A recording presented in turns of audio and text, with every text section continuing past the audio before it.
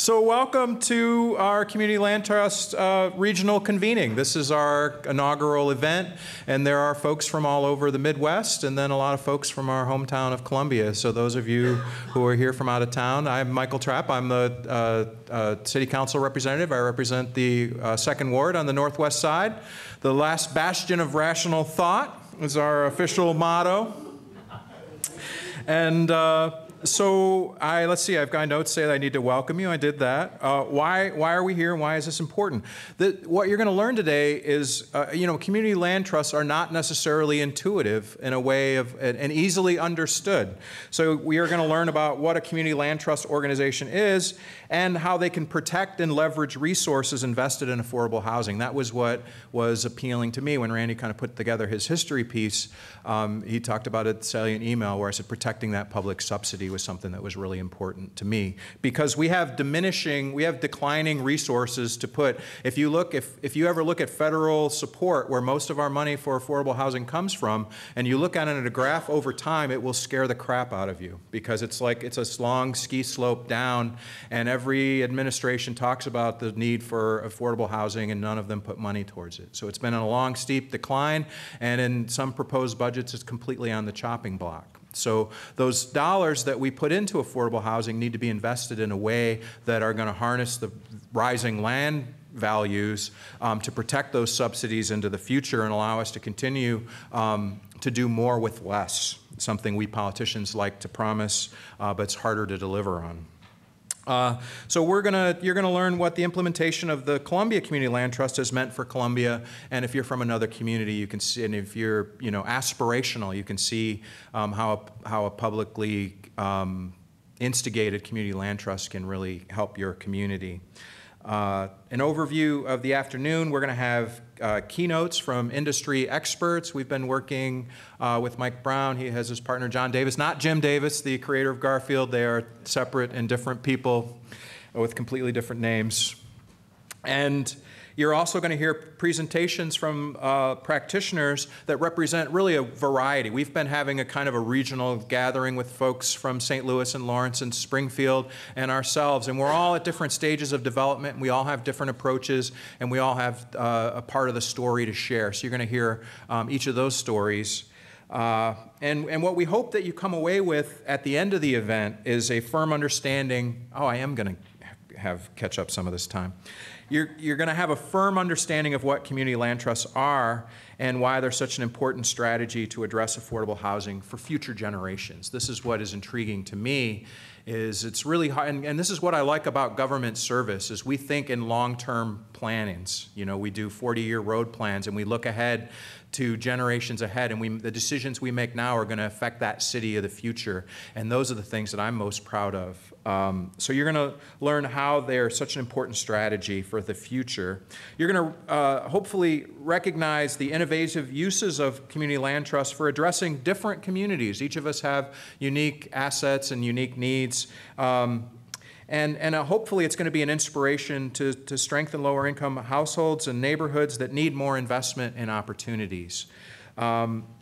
So before I hand the mic over to Randy Cole, our staff person and real driver behind this, I want to, if the board of the Columbia Community Land Trust could stand up, I just want to recognize all the hard work of our volunteer boards. For those folks that are here, thanks for coming. They volunteer all of their time. I'm a non-voting council liaison to the board, so I've been actively involved and proud to work with those. Other folks are outside greeting, so hopefully you got a chance to meet them. So I'll turn over the mic to Randy Cole. Thanks again for coming today. I look forward to getting to know all of you. Thank you. I'm Randy Cole, the Housing Program Supervisor, and you'll hear a little bit more from me later. But I wanted to take a couple minutes and do a couple housekeeping things. First, I want to recognize some of our City Council members that are here. I see Councilman Thomas from 4th Ward, and of course you just heard from Councilman Trapp from the 2nd Ward. I don't remember what you classified it as. But if we give them all a round of applause for being here. We have the Event Planning Committee members. Mike talked about us getting together. We got Rebecca Buford from Lawrence Community Housing Trust. If you could stand up. LeeAnn, Camey from Springfield, Community Land Trust. And then Ava Smith, there she is, from 24-1. And then myself, we started meeting back in September, met 3 or 4 times, and just had a great time working together, learning about each other's operations. If we give them all a round of applause. Thanks. You should have gotten a key takeaway card. We passed these out. So this event is being brought to you by several different organizations providing donations, what I'll get to here in a minute. And what we want from you is to just jot down some key takeaways, some important things you've learned today as we go throughout the afternoon. Because really what we want to do is at the end have a final report of everything we covered to send out to folks. But then also send back a nice thank you to our event sponsors that helped make this possible, and have nice personal notes on why it was important for the community. So moving down to the event sponsors, we've got Grounded Solutions Network. It's a national organization that helps community land trust efforts and other affordable housing efforts. They gave us a grant to help put this event on. We've got 24-1, the St. Louis Community Land Trust with Ava. Monarch Title Company, a local title company. Job Point, Beyond Housing, Springfield Community Land Trust, Central Missouri Community Action, Lawrence Community Housing Trust, Oak Star Community Bank out of Springfield, Missouri, and then Providence Bank right here from our own community. So if we give our sponsors a big round of applause. So also here about 2 or 2:15, we're going to have snacks over in 1A, 1B. We will be going throughout the sessions and have a break later on. That'll be about 2:50, but we're pretty informal here. If you feel the need to get up, take a break, go grab a snack, come and go as you need. But we will be taking a formal break at 2:50. With that, I'll introduce our next speakers. They're our keynote speakers. We've got Mike Brown and John Davis from Burlington Associates. I'm really excited to have them here. I met them 2 years ago at the National Community Land Trust in Lexington. Attended a couple of their sessions, and then I really enjoyed them and really got immersed in the Community Land Trust movement and how these things can really help build communities not only through housing but also through our boards and community engagement. But they're just really great guys that have been doing this for many, many years, decades. These two gentlemen are probably the most knowledgeable about Community Land Trust and all the country is right here in this room today. So we're extremely lucky to have them, and they're just really good guys that care about helping people in any community, in every community, and helping communities make their places better. So with that, I'll turn it over to them, and thanks for coming in. Thank you, Rand. Yeah. Well, good afternoon. My original thought this morning when I got up is I would show up here at this point with my Eclipse glasses on and say, I don't know what's happening here. But I don't have time for that, and I couldn't find any glasses in any case. And I only have 20 minutes, because what we're going to try and do is I'm going to talk for 20 minutes a little bit about Community Land Trust, and I'm going to turn the podium over to my good friend John Davis. We'll talk a little bit about how this all came to be and how it's evolved over time. And we want to make sure that we, if at all possible, we can leave some time for some question and answers before we move on to the next stage. So if we're going to talk about Community Land Trust as a strategy, as a potential strategy or an actual strategy in communities, we at least need to acknowledge the challenges that we face. And that's the reality, is that housing is already expensive and it's getting more expensive over time, right? And so what ends up happening is these affordability gaps between, particularly if we're talking about home ownership, between what people can pay based upon their income and what housing costs, these gaps are getting bigger. And as Councilman Trapp indicated, this is coming at the same time that the resources, especially those coming down from the federal level, are shrinking, right? So we're looking for these sorts of long-term solutions to address these ever bigger problems. And what's happening is over time, the gaps are getting bigger and more people are going to need them, right?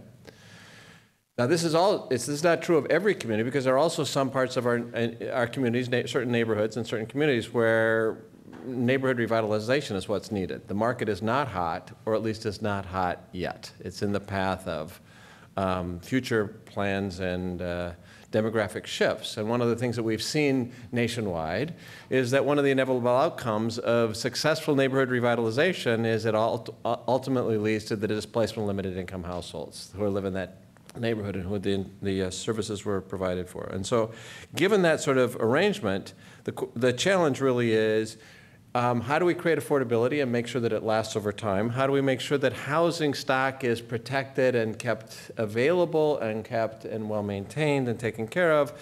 Oops, I'm going a little too fast there. And in either case, how do we prevent the displacement of people who live in those neighborhoods or the eventual relocation of those neighborhoods that people can't afford to get in, right? Whether the market's hot or the market's strong over time. And given that, most of our affordable housing programs, and I'm not speaking to anything that's going on here in Columbia or any of your communities, but as we look at it nationwide, what we typically see is that the sort of strategies, particularly if we're looking at affordable home ownership, this is also true to a certain extent for rental, but the assistance that we provide, if we can muster the resources to do that, is targeted to an individual household, right? So somebody is $35,000 short based upon their income. That's the gap between what it would cost to buy a home and what they can afford. And if we can muster the resources, we typically structure that assistance as a gift to that particular household, either as an outright down payment assistance grant or as a loan that's forgiven slowly over time, which is also a grant. It just takes longer to fully realize it. Or maybe it's money that has to be paid back on the back end. But the net effect is we target this to an individual household. And seldom do we accompany those sorts of programs with ongoing support and assistance to help those households become and remain successful over time. And we often don't put any sort of long-term affordability restrictions in it. So many of these programs, especially if it's down payment assistance as an outright gift, when they sell their home, two things happen. One is the home sells for an unaffordable market rate driven price, and the affordability assistance that was provided to that household to help them get into that home disappears in their pocket, which is great for them, but it's not particularly effective as a long-term strategy. So into that sort of challenge at a time of shrinking resources, swelling demand, and recognizing the challenges that we face with some of the existing programs that are out there, Community Land Trust do a number of things particularly well. And they do these things by means of taking a very different approach to affordable housing, particularly affordable home ownership. This applies for rental housing and commercial, as you'll hear in subsequent presentations, but we do things differently in the CLT world, the Community Land Trust world, in terms of how we structure the actual ownership of property for somebody who receives assistance to purchase and own a home they would otherwise not be able to afford, how and when we apply the subsidies, and what's the nature of the relationship between the sponsoring organization and the individual household that receives this assistance over time. And as you can tell, I'm walking through this pretty quickly because we want to get to John's. We want to get this to sort of open up to question and answers. And there's lots of people in this room who know a lot about this stuff. So who does this? Well, typically, not always, but typically, the organization that acts as the Community Land Trust is a community-based nonprofit organization with a mission that qualifies for designation by the IRS as a charitable organization under Section 501(c)(3) of the Internal Revenue Code. And one of the defining characteristics of Community Land Trust, there's a great deal of variety between Community Land Trusts even in this room, and we certainly see this nationwide. There are currently close to 300 CLTs operating around the country. But one of the hallmarks, one of the classic definitions and characteristics of Community Land Trust is a truly representative governing board of directors of this organization that's taking this long-term approach to creating and preserving housing affordability. And so in the classic sense, and again, this is pretty consistently seen throughout the CLT universe, both here in the United States and abroad, is that the board is comprised of three equal-sized categories. A third of the seats are reserved for people who live in the housing, so the direct beneficiaries, the people that this program is targeted to and who benefit from this have an equal number of seats on the governing board to help set direction and policy for the organization and govern its ongoing operations. Then a third of the seats are reserved for people who are not living in CLT housing, but who live in the same community, whatever is the geographic service area that's been defined by the CLT. And the intent there is these are the folks who are neighbors of Community Land Trust, and we want their input. They've got an equal voice in the direction of this organization and what it does, who it serves, the kind of housing or other non-residential uses that are brought into the CLT's portfolio. And the remaining are those who bring certain skill sets to make the organization and keep the organization running successfully. So I know of CLTs that say at all times we shall always have somebody from the nonprofit development community, attorneys, lenders, members of the faith-based community. But the point here is that and there's a variety of ways in which this is configured. We can start talking about the particulars of that. Each of these groups have their own particular take on this.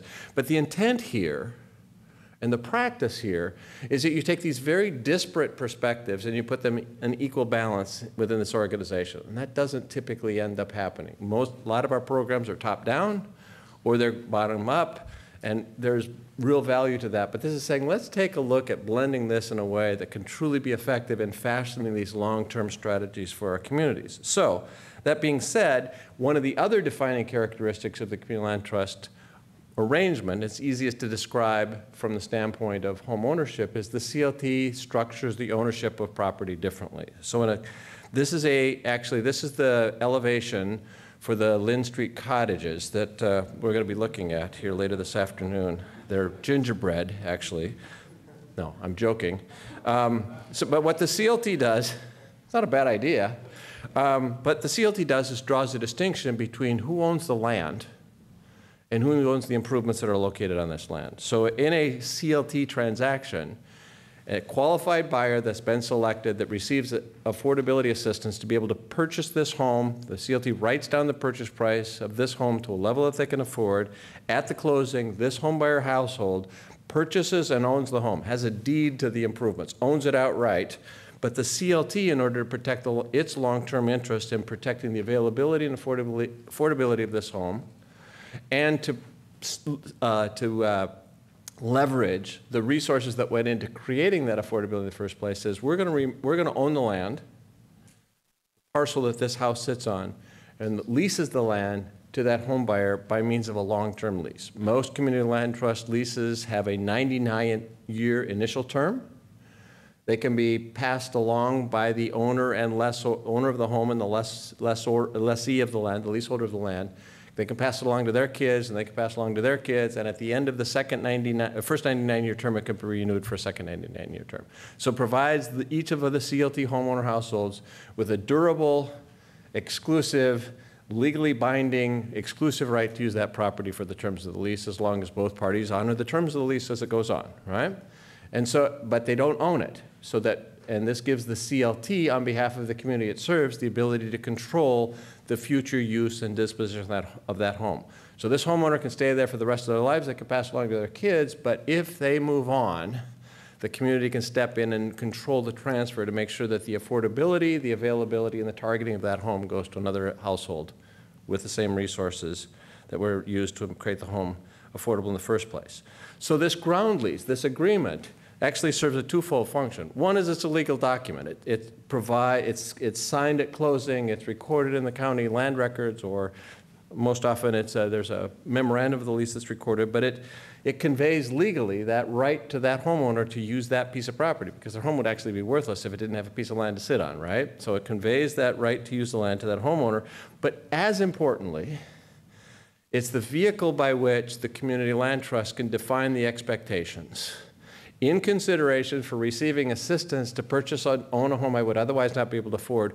What is yours is the community's expectations and requirements of me. So the kinds of decisions that go into this lease vary from CLT to CLT, so I'm hesitant to go into too much detail here, but the expectation that many CLTs have is, this is an owner-occupied home, you need to live in it as your primary residence. It's not an income-producing property. You can't rent it out. You can't sublent it. The kinds of, again, there's a lot of detail in this 50-page document, but just to give you an idea, these are the common sense, community appropriate standards for behavior. I need to follow the rules, I need to obey laws, I need to use my home in accordance with zoning and other such requirements. So it's the sort of common sense thing that we expect of anybody, but the CLT ground lease stipulates that we expect you to do this. And the CLT is there to monitor and enforce that, to make sure that the rules are followed. And that's been the experience of CLTs around the country. That the vast majority, the overwhelming majority of homeowners utilize this experience. They're grateful for the opportunity, and they do just fine. But this ground lease is there to say, we're going to make sure that that's the case, right?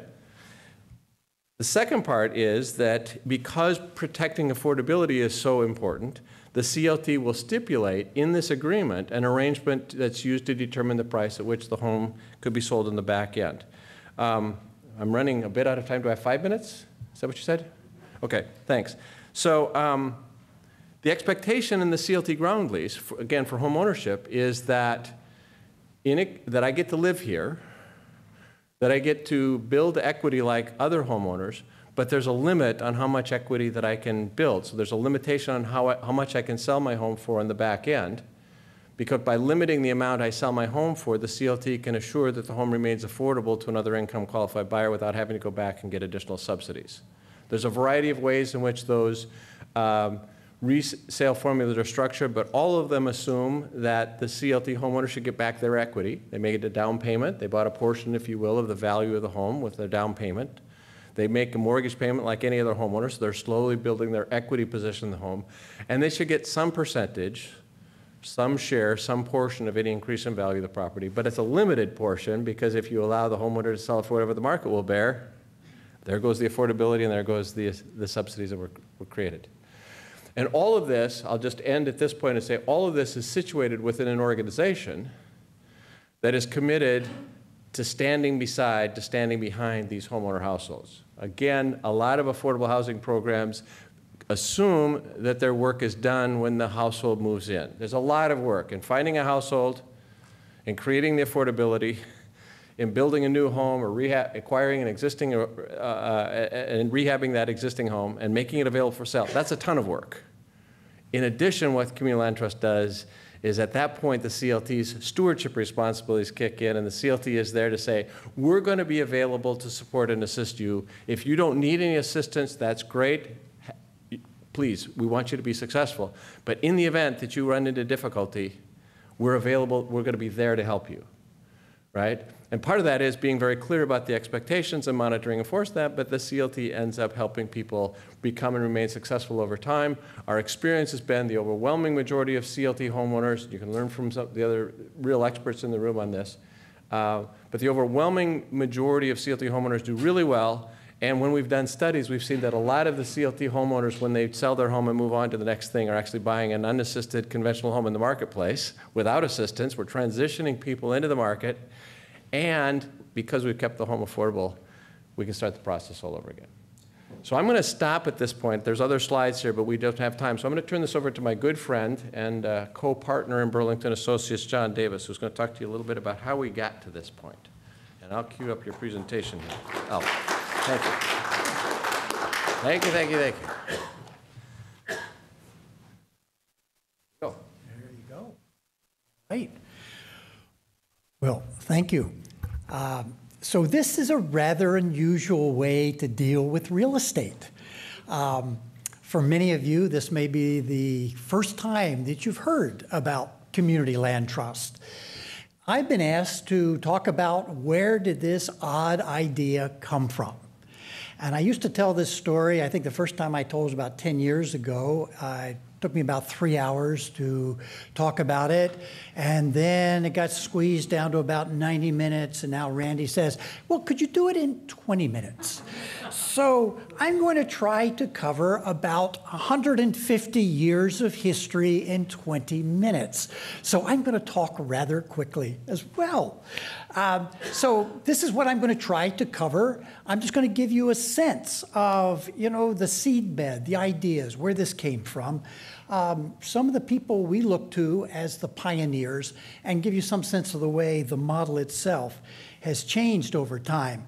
I'm going to go so fast and introduce these people so quickly that if you are real history buffs and you want to dig in deeper and learn more about the people, the events, the history that led up to the modern day Community Land Trust, there's a nice little website that you can visit called Roots and Branches. So, a lot of people, a lot of events.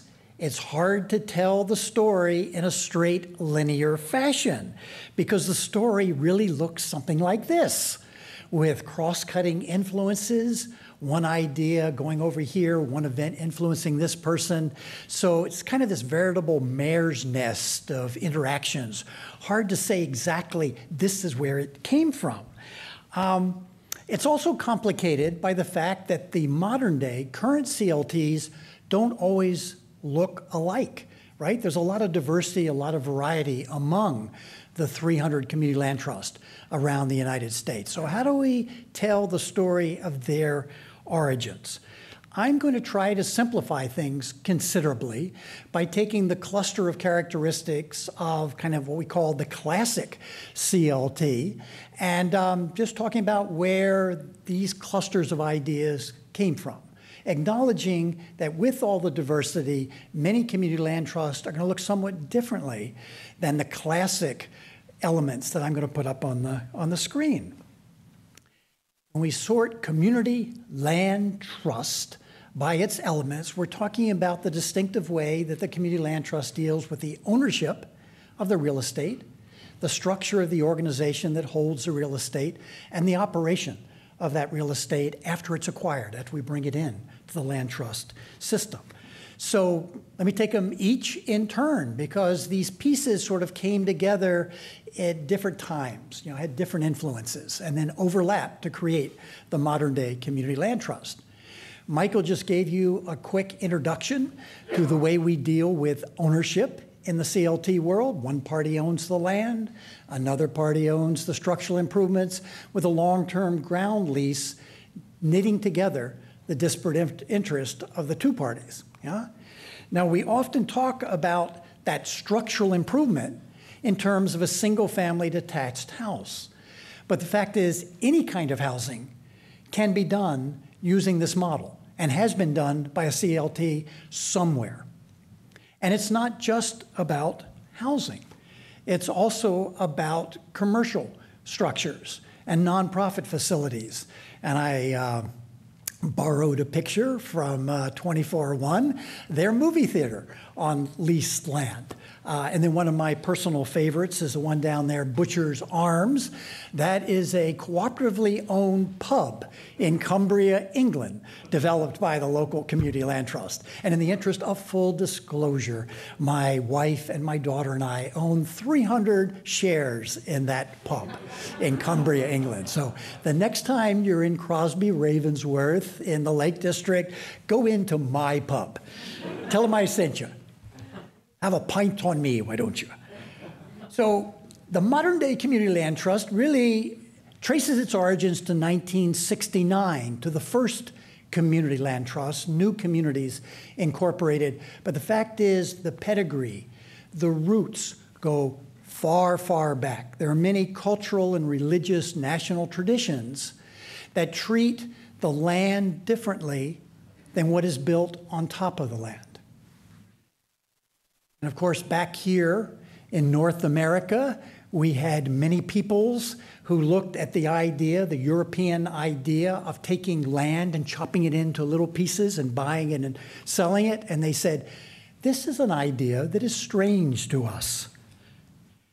And even in the early parts of our country, the early years of settlement in the United States, towns would set aside common lands that would be owned, controlled collectively by the community. Give people an opportunity to come in and harvest wood, graze their animals, hold public events. Even some of the original founding fathers and the ideas that started the new republic suggested that as we created the United States of America, we ought to be thinking about land differently than we think about the structural improvements on the land. Here's a quote from the author of Common Sense, Tom Paine. Here's a quote from Honest Abe, who also thought that we ought to be treating land differently than the structural improvements. Of course, he had a few other things on his mind during the Civil War, so he never got around to pushing an idea of a different way of dealing with land. So the fellow at the turn of the next century who probably took this idea the furthest of we ought to be looking at land differently than the structural improvements on it was a guy named Henry George. How many of you have heard of Henry George? A few hands? Oh, look at that. There are a few. All right. Well, during his lifetime, he was one of the most well-known public figures in the United States. Unfortunately, fame is rather fleeting, so many people don't know about Henry George today. But how many of you know this? All right, let me see your hands. First I had 3. All right, how do you win at Monopoly?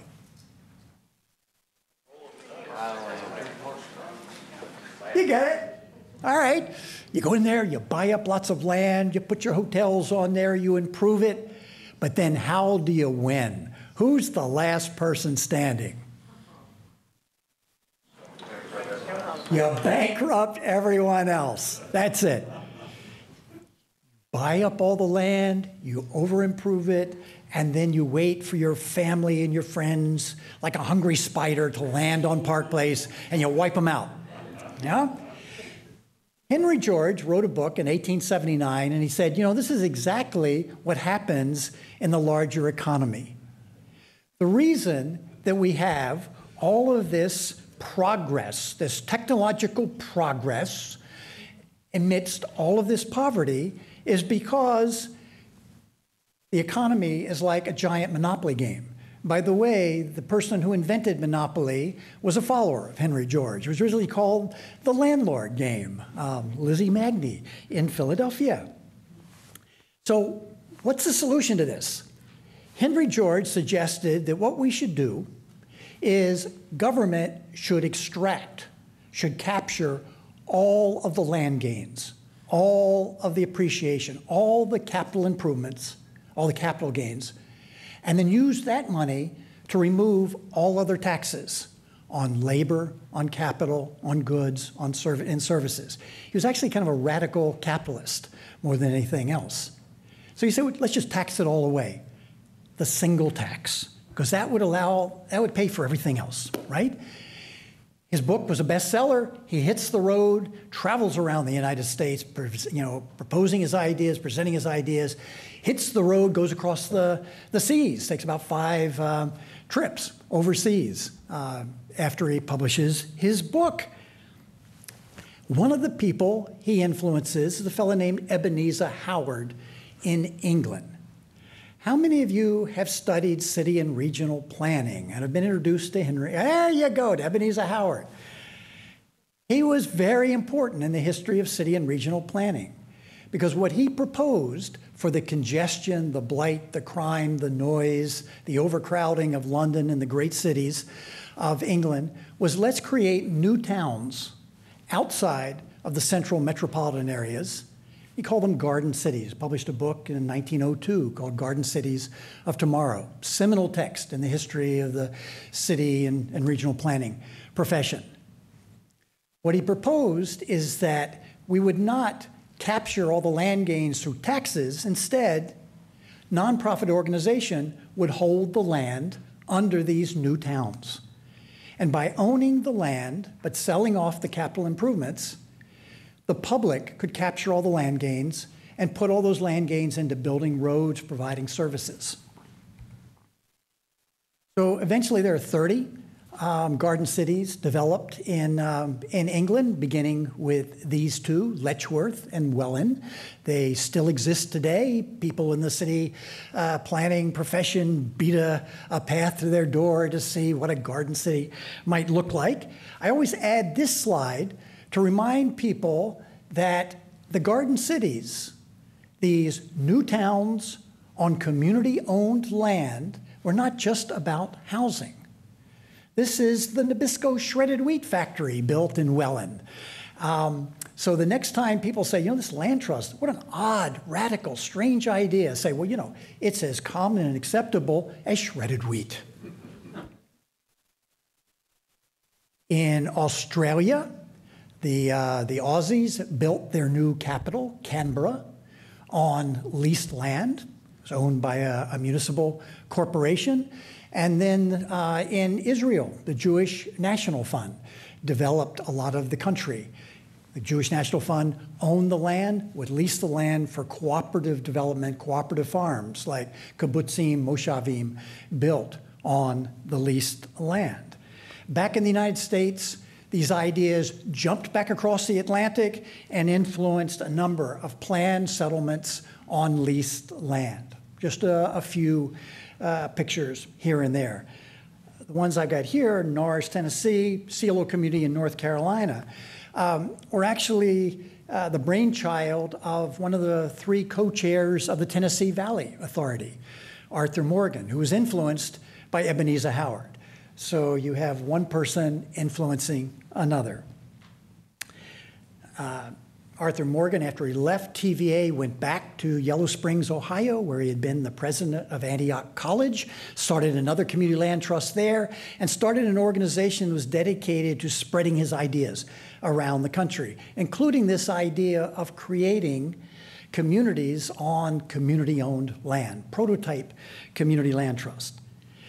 The fact is that between about 1900, 1940, many new communities, planned settlements, experiments popped up in the United States, all built around this idea of collectively owned, community-owned land with individually owned structures on the land. These were prototype community land trusts, but they were land trusts, but they weren't yet community land trusts because there was no C in CLT. So it really took another generation to make this distinctly American and to add the C, to add those elements to the community land trust. And those elements are the organizational elements that in the classic configuration looks like this. We're going to screen a film a little later which tells the story of the first community land trust and some of the folks who put the C in CLT. You'll be introduced to Charles and Shirley Sherrod, a couple of the activists behind New Communities, as well as Slater King, one of the ideological thought leaders of this new initiative. Now, when you do a film of this sort, you end up leaving a lot of pieces of the story, a lot of things on the cutting room floor. And one of the things we didn't have enough room for in telling this story of New Communities was the koinonia connection. Do any of you have you done any work volunteering for Habitat for Humanity? This is the community that really gave birth to Habitat for Humanity, Koinonia Farm in southwest Georgia. Koinonia Farm is located only a few miles away from where the first community land trust was created. In fact, Clarence Jordan, who was one of the founders of Koinonia Farm, played a key role in the development of New Communities because he brought Slater King together with a fellow named Bob Swan. Here you have a civil rights activist from the Deep South, Slater King, and a pacifist, a Quaker from Ohio, Bob Swan. And they meet at Koinonia Farm. Clarence Jordan says, you know, I think you guys have something to talk about. I think you've got something to learn from each other. And what Bob brought into the conversation, he had actually come south as a Quaker builder. He was the head of a Quaker work group that was helping to rebuild some of the black churches that had been firebombed in the early years of the Southern Civil Rights Movement. And what Bob brought to the conversation was the fact that he had been a disciple of Arthur Morgan, that fellow in Yellow Springs, right, who had learned from Ebenezer Howard, who had learned from Henry George about the value of creating planned communities and doing affordable housing and commercial development on leased land. Also, as a pacifist, Bob was familiar with the Gramdan movement in India. Following the assassination of Gandhi in 1948, the leadership of the political side of his movement fell to Nehru, but the leadership of the spiritual side of Gandhi's movement fell to a man named Vinoba Bhave. Bhave did something interesting. He and his followers walked from community to community, challenging rich landowners to donate their land to the poor. And then once that land was donated, they created village trust to hold the land, lease it to the low-income, very, very low-income farmers, serfs, untouchables, to make sure that they had security of tenure in using that land, but the land could never be lost. It couldn't be stolen. It couldn't be pledged to the moneylenders. So there was security and tenure by having community trust owning the land. Yeah? So Bob introduced this idea to Slater King. Slater gathered other leaders from some of the southern civil rights organizations. They said, we ought to go someplace and study this whole idea. Because they were working in rural areas, they said, well, India is a little too expensive, a little too far. Where's the other place? They're doing long-term ground leasing and doing cooperatively owned farms. Said, we're going to go to Israel. So a delegation of 8 people went to Israel, spent a month in Israel, visited the various kibbutzim, but they said, that's too collectivist an approach for African Americans in the Deep South. What they really gravitated towards were the moshavim, a model that combined the leasing of land with cooperative organization of agriculture, but also individual ownership of the houses. So you didn't have the same collectivist elements. That's the idea they brought back from Israel when they returned after a month there. Drew together a group of activists from various civil rights organizations, pitched the idea, and created the blueprint for the first modern-day community land trust, New Communities, in 1969.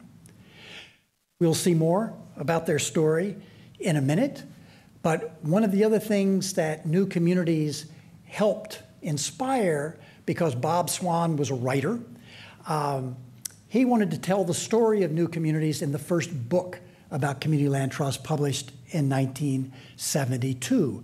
So this spread the idea, popularized the idea of this idea of new communities, of a community land trust, and added those organizational elements to the picture. It wasn't just about community-owned land, it was also about involving a larger group of people in the membership and in the governance of the organization. They put the C in CLT. Okay, I'm almost to the last elements here. Now, the interesting thing that happened after the publication in 1972 of the Community Land Trust book is that most of the early community land trusts through the 70s were kind of rural, back to the land communities, what Bob Swan used to call enclaves. He said, they're doing valuable things, great things, but they're really not membership-based organizations. They're really not building something that's open to a larger community that had been excluded from the political and economic mainstream. They weren't community land trust.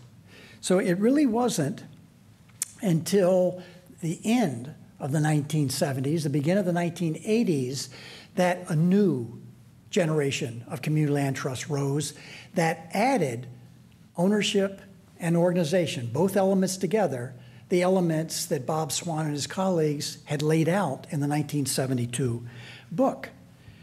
And when they did so, they added the last cluster of elements to this model that they were by then calling a community land trust. And those elements are the operational elements. What do you do with those capital improvements, those structures, those buildings, after you build them on community-owned land? So there was a new emphasis then on what we're about is serving people who have been excluded from the political economic mainstream, people who don't have an opportunity to start a business, get a farm, have a house. We stand behind the deal. We keep it affordable, one homeowner, one transfer after another, and we make sure that the structural improvements themselves don't deteriorate. They stay in good repair. In the world of community land trusts these days, we refer to that as stewardship. In fact, we call it the 3 faces of stewardship.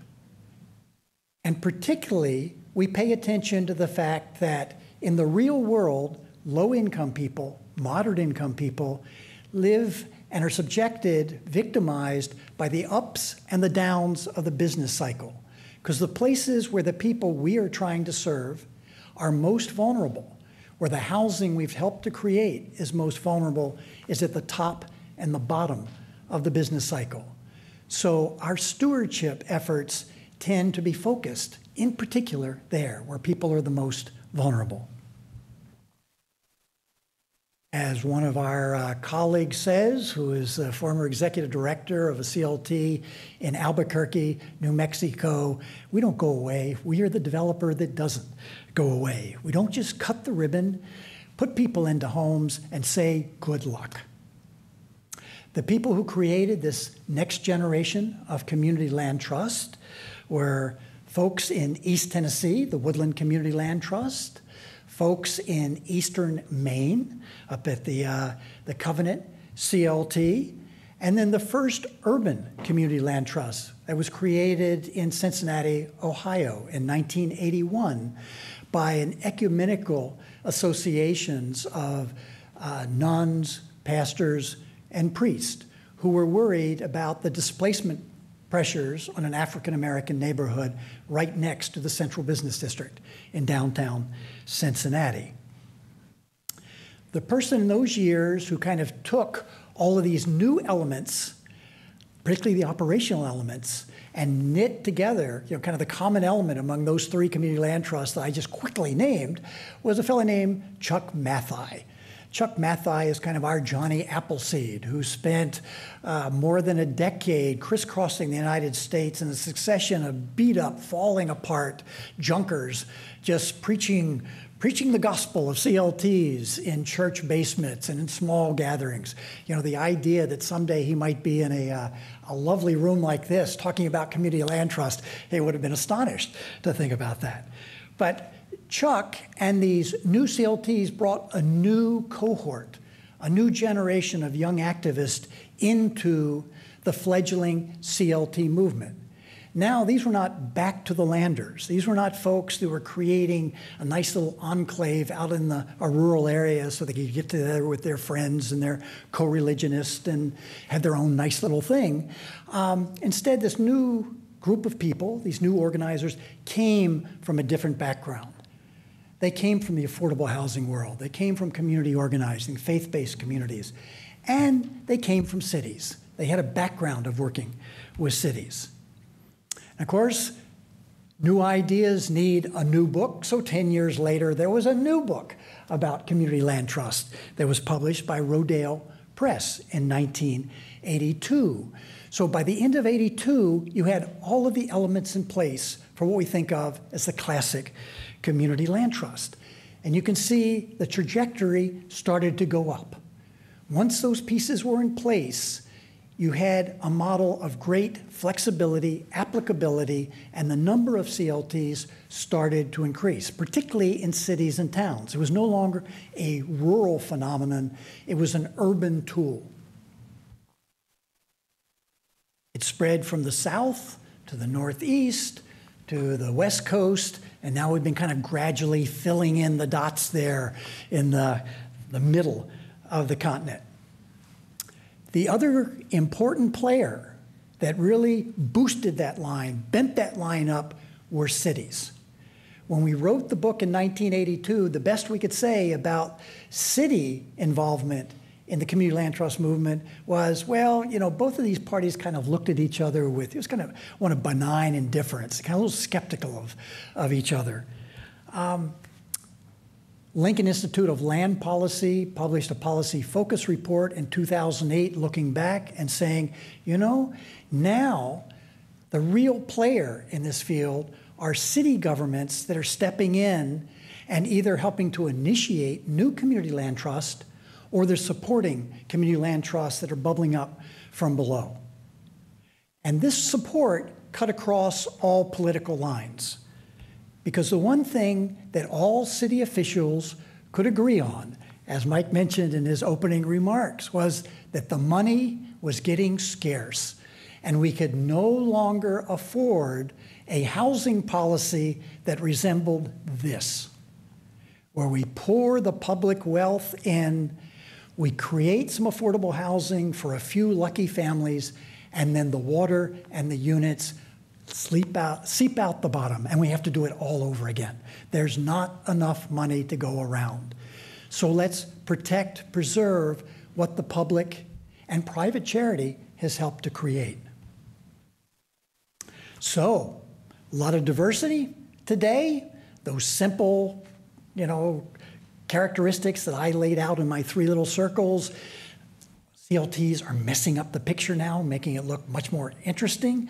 This is not a Kentucky Fried Chicken franchise where every CLT looks exactly alike.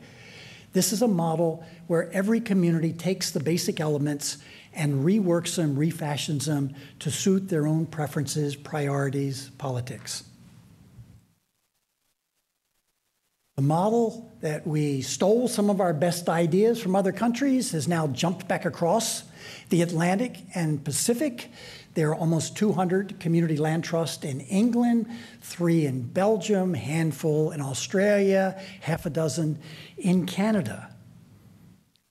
And we've finally gotten the community land trust recognized by the United Nations. Last year, in the declaration that was preparatory to the gathering in Quito, Ecuador, for the International Housing Conference, the United Nations, for the first time in an official document, recognized community land trust as a model that can address some key issues of displacement, eviction, security. And that's the story. Not quite 20 minutes, but I covered a lot of history, a lot of years, not quite 20 minutes, but close. So thank you for, I was kind of breathless, but thank you.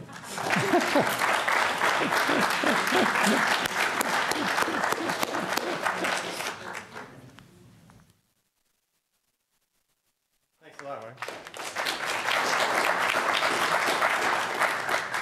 All right, so I really appreciate everybody being here today, and I'm going to try to make up a little bit of time. As we move forward, I do see that I think Ian got some snacks from across the hallway. Good job breaking the ice. So if you do feel hungry, need a drink, we've got stuff over there, feel free to get up and go over there as you please. We do have one more presentation after me, and then we do have our formal break. So what I was going to talk about today was our efforts here in Columbia to help get a community land trust going here in Columbia, a city CLT supported startup. And I have 2 goals. One, I know there's several people in the audience from other communities that are interested. I talked to Daniel before the meeting. I know there's some other folks from St. Louis. So I want to really kind of go over what worked well, what didn't, kind of lessons learned. And then I know we've got a lot of local people in the audience. A lot of you have heard my shtick before, so I tried to mix it up a little bit. But kind of go over where we've come and where I think we're going, and then I'll take some questions at the end. So I'll give a little overview of our operations, talk about some of the key support and challenges that we went through as we went through this process, and some of those lessons for the future, and then progress we've had so far. So a little bit about our work group, myself, and there's a couple other staff members throughout, Gary and Jacob. We administer the Community Development Block Grant and home funds that the city receives every year due to our population, income, demographics, and those sorts of things. So we oversee sub-grantees where we grant funds out to different organizations, nonprofits in the community for renovations or affordable housing efforts. We also provide some funds for some infrastructure like sidewalks, bus shelters, and those sorts of things. But we make sure we're in compliance with HUD and all that good stuff, which can get pretty involved. So we also operate some internal housing programs. We operate a demolition program where we acquire properties, demolish them if they're vacant and dilapidated, and get them prepared for redevelopment in tandem with some of our local community housing development organizations. We have a few in the audience, folks from Job Point and CMCA. And then we also operate a down payment assistance program and also fund new housing construction with our community housing development organizations. And now, over the last few years, we've taken on the role of staffing our Community Land Trust organization. So in the past, we used to, and we still do operate a community land or a down payment assistance program. We provide just a little bit of down payment assistance if you need just a little bit of help getting into home ownership. But we also used to provide up to $30,000 on our new construction houses to help fill that gap between what it costs to build a house and then what a person can actually afford at a lower income level. So I'll talk a little bit about the timeline for how we change that up. But first, I think it's important to know a little bit about our Community Land Trust here in Columbia. We're a separate nonprofit 501c3 entity. We have a three-part board. We defined our three parts a little differently, but similarly, we have 1/3 community and business leaders, 1/3 neighborhood representatives within the neighborhoods where we'll be developing homes. At first, we drew them out of our community development block grant areas, which are our lower income census tracts. What makes us unique also is that our board is appointed by our city council right now. And then we have a council liaison, Mike Trapp, and then we're staffed by the city. So I think that makes us a little unique from the traditional community land trusts across the nation. But we still try to incorporate that three-part governance, which I think is why we're here today. So that's our mission. We have a board. We have articles of incorporation. Our 501c3 is in process. We have financial procedures. We've made a lot of progress on getting our organization ready.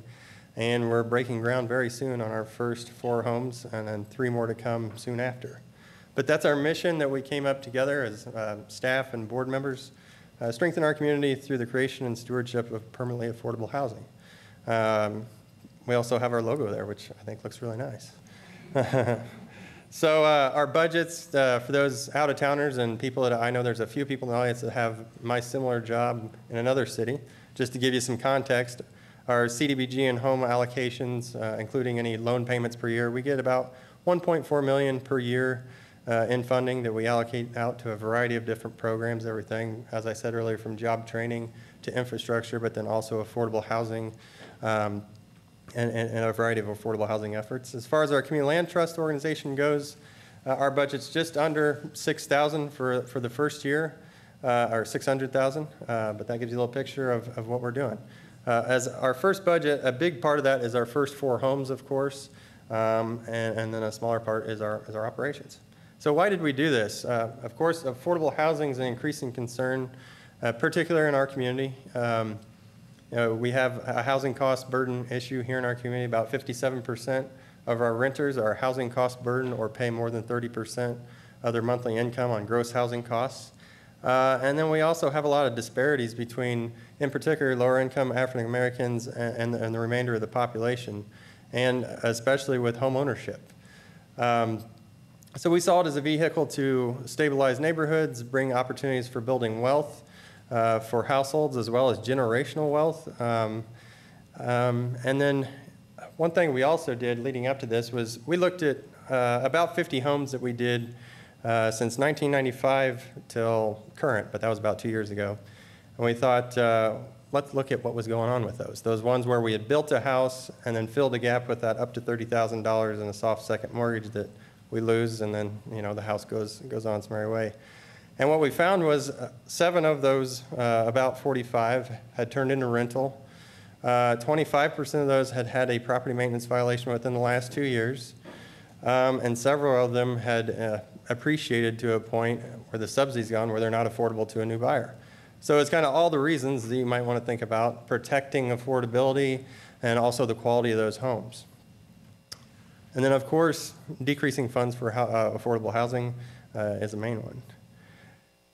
Just to gain some context for people that are out of town, in 2000, this is our median purchase price here in Columbia, about $119,000. And now up through 2016, we're about 180,000. So quite a bit of appreciation in the last 20 or 15 years or so. And if you look at what we receive for funds from the federal government for affordable housing, we get CDBG and home here. Certainly we spend more CDBG than that per year on all of our programs because we do infrastructure and job training and those things. But looking at just what we use for affordable housing, it's declined significantly. So it's obvious why we need to be very frugal with our dollars and make sure we don't lose our investments. So it was really fun putting this slide together. May sound strange, but it was. I was going back through all the old emails, old documents from my predecessor, and kind of collecting history on how this came to be here in Columbia. And really the discussion started, from what I could tell, there may have been discussions before this, but it was from our 2008 Affordable Housing Policy Task Force report. Housing Trust Fund was mentioned in the report, but then also if you go through the minutes, they were talking about an entity to protect this fund and protect the affordability, and you heard them use different terms like land bank and housing trust organization, and it seemed like we were starting to draw a circle. There's something better out there that we could do this. And It was 2013 when Phil Steinhaus from the Housing Authority reached out to Rebecca from Lawrence, and she came and did her presentation on all the great things they were doing over there. And that's where I got introduced to the idea, and that really helped bring that idea forward even more. We've had a lot of progress here in the last 2 years. There was a very narrow window of time of important events that happened in 2015. The first one was when Councilman Trapp and Thomas reached out to me and asked, what do you think about doing a community land trust? You know, what do you think? And so I did the proper thing that city staff person would say and said, that sounds great, but we need some more staff. So that was my one concern. But they did give us some support by investing in procuring Mike Brown as well as some other assistants in our startup, which kind of helped with that need, which has been great. Also, soon after we talked in May of 2015, the city manager had his annual budget going and said, I have some city council members that want to do this. I want to put, you know, $50,000 per home, 4 homes, we want to do 200,000 total, and they need to be in a community land trust. So do this. So those 2 events really got the ball started. And then I knew that we needed a local community bank. And Eric Morrison over at Providence Bank is a great community partner to work with. So I reached out to him, and he said, we'd love to help you out in whatever way we can. So here we are today. I met Mike Brown, as I said, later in 2015 at the national conference. We procured him, and he's been helping us ever since, and has been a great asset to bring us to where we're at today by helping us not spin our wheels so much or go off any large cliffs, or at least steer us away from some of them. We also, in 2016, just started falling into place with a lot of great support within the community. We had the Chamber of Commerce, the Board of Realtors, our neighborhoods, neighborhood representatives, just a broad spectrum of people started seeing how this could really benefit our community. So that's our timeline for where we are today. And looking at the process of trying to get our key community support, this was a lot of work. I went through and tried, this isn't a comprehensive list, there's more people and organizations than this, but these are the people that I was thinking, they were really critical to this happening. Of course, the city council, the city manager, if they weren't going to say, let's do this, it's definitely not going to happen.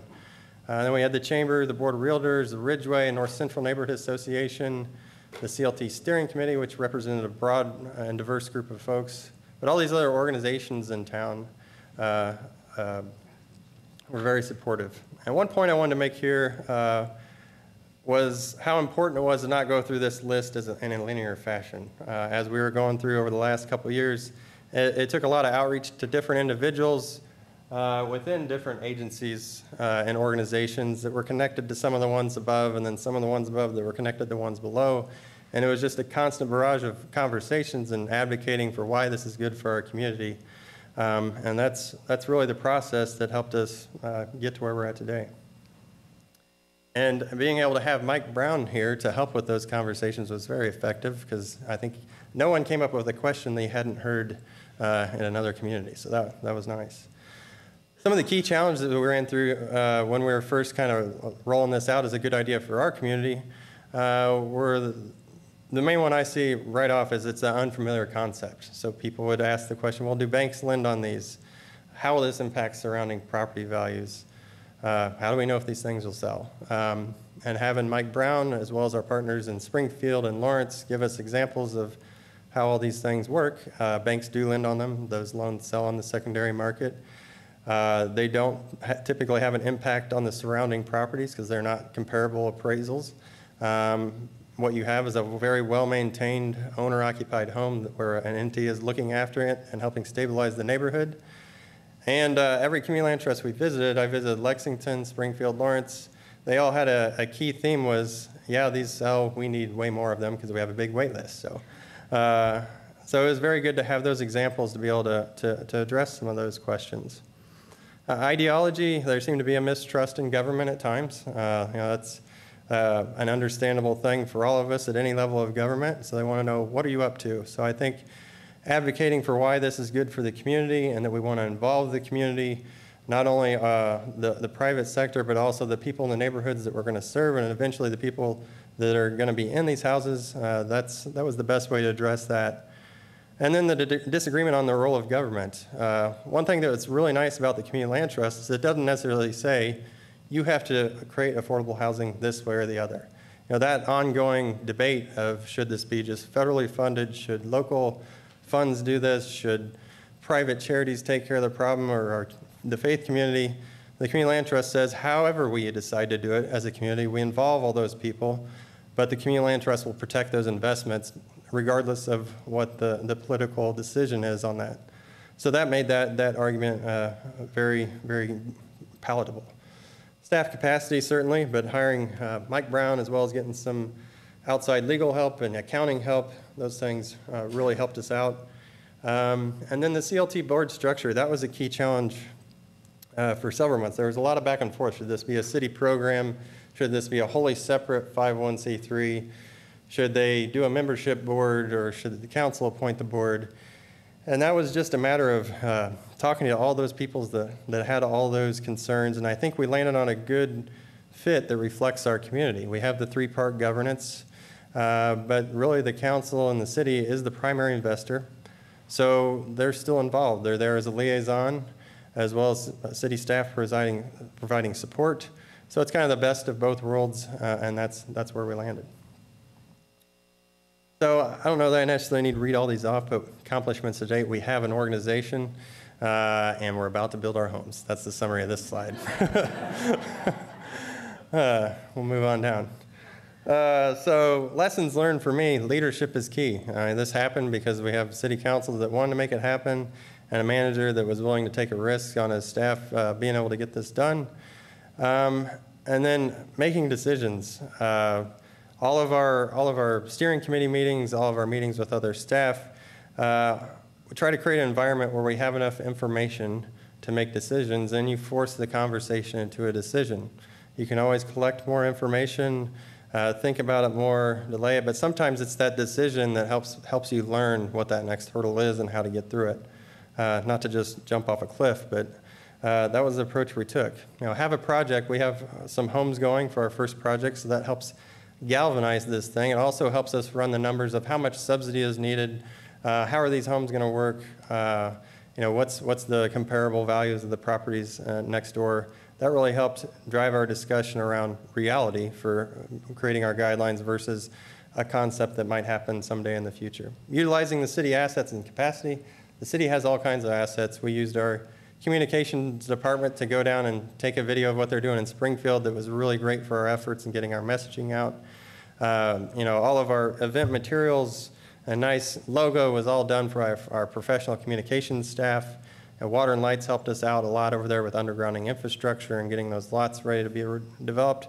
There's just so many ways that a city can help with this effort, particularly if the people at the top are supportive of this effort. One thing I learned was to avoid workarounds or shortcuts. When we initially started thinking about this, we thought about utilizing existing 501c3 under the city, the New Century Fund, and they do great work, as kind of a holding agency until we figured this thing out, and we were kind of, let's move it forward, but not all the way. And you know, as we started looking into that, it was muddying the waters, making things more complicated. It made a lot more sense to take a couple steps back, and let's try to go about this the right way from the beginning. And the three-part board governance is a best practice. The more and more I talk to other land trusts and see how to convince the public that it's a good idea for the government to create an entity to own some of the land that you're living on, that's already feels pretty controversial to explain. Being able to say, we're putting the ownership back into the community, the people that are going to live in the neighborhoods, the people that will live in the homes, are people in the community with expertise. That makes that argument a lot more easy to state. Using a broad group of individuals' voices to communicate your goals. Certainly, you know, not everybody's going to listen to me, so it's finding that person that will listen to a different person, and finding out how to get your message out there was critical. Having an agenda, intentional conversations, and listening was a very good thing.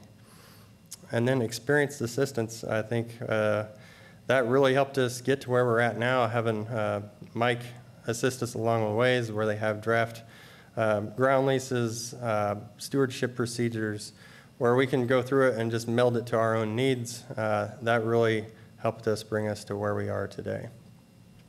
So the next steps, we got to complete our first homes, show some success, get some people in the houses, get them into ownership, show that this thing works, begin fundraising for our next projects, kind of build the capacity of our organization more, get our 3 months worth of operating budget, get a staffing plan for beyond city staff, assisting it right in this moment, because I really feel like this thing could grow. And then establishing what our future vision is. Are we going to develop just in the central city area? Do we want to develop other places? Do we want to do rehab? Do we want to look into maybe utilizing some of the funds that we've already spent over the last 3 decades out on our rehab program properties? Is there a way we could say, you know, if we forgive some of that equity, could we get your house and get a new buyer into that house? Is there a balance that we could benefit that current homeowner and a future homeowner and protect city assets? All right, well, thank you very much, and I'll turn it over.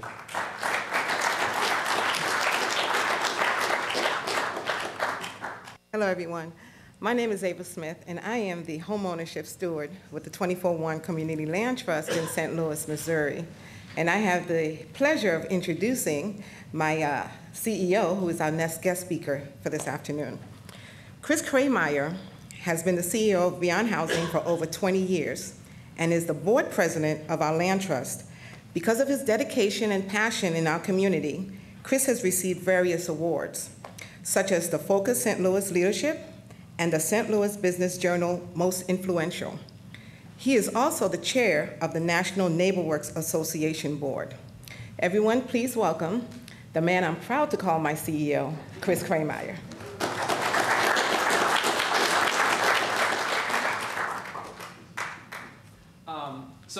Ava gave you a quick introduction, so let me give you a little structure, and then we're going to play this video to give you context of our community and the way we work. So my job where I get a paycheck is President CEO of Beyond Housing. It's a comprehensive community development organization working in the inner-ring suburbs of St. Louis County.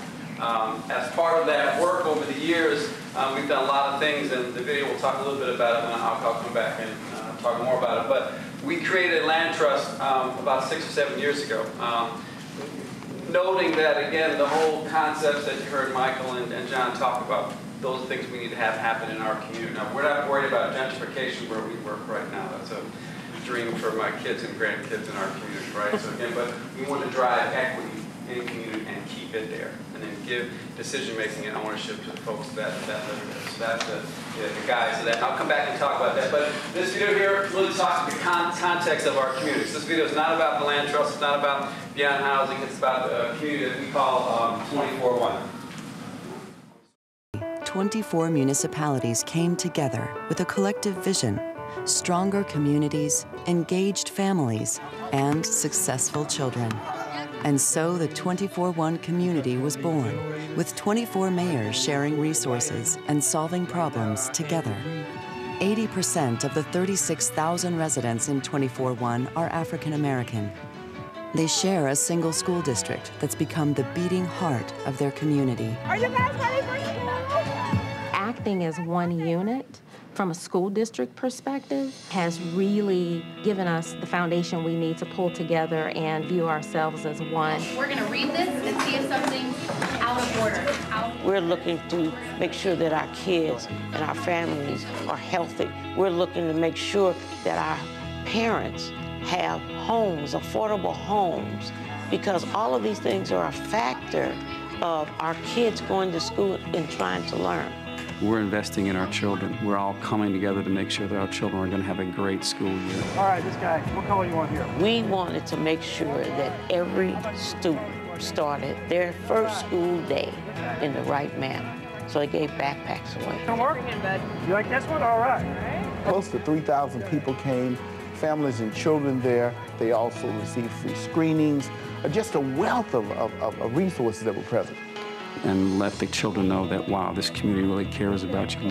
It's not enough just to focus on student learning, because foundationally students need clean clothes. They've got a lot of foundational needs. And so again, those community partners are with us to address those broader community needs so that we can do things in the right order. The Norway Schools Collaborative today comprises all or part of all 24 municipalities. The last 2 years, we've seen great progress in standardized test scores. They were the poorest performing school district in the entire state, so there was no place to go but up, but we've seen some great improvement. As a unique model, it has been truly a work in progress. We are actually in the third year of a 3-year timeline in order to change the direction of the school district in terms of academic performance. So if you ask how we're doing and we talk about the fact of whether or not the trajectory of the district has been changed, that's a hearty yes. When you look at her up close, she looks completely different. Look. It's cool. It looks real. Well, it is real, baby. The trajectory has changed. The culture has changed. That's an absolute yes. We don't need another research paper that says, hey, if we invest in our kids when they're young, it's a good thing, right? That science is in.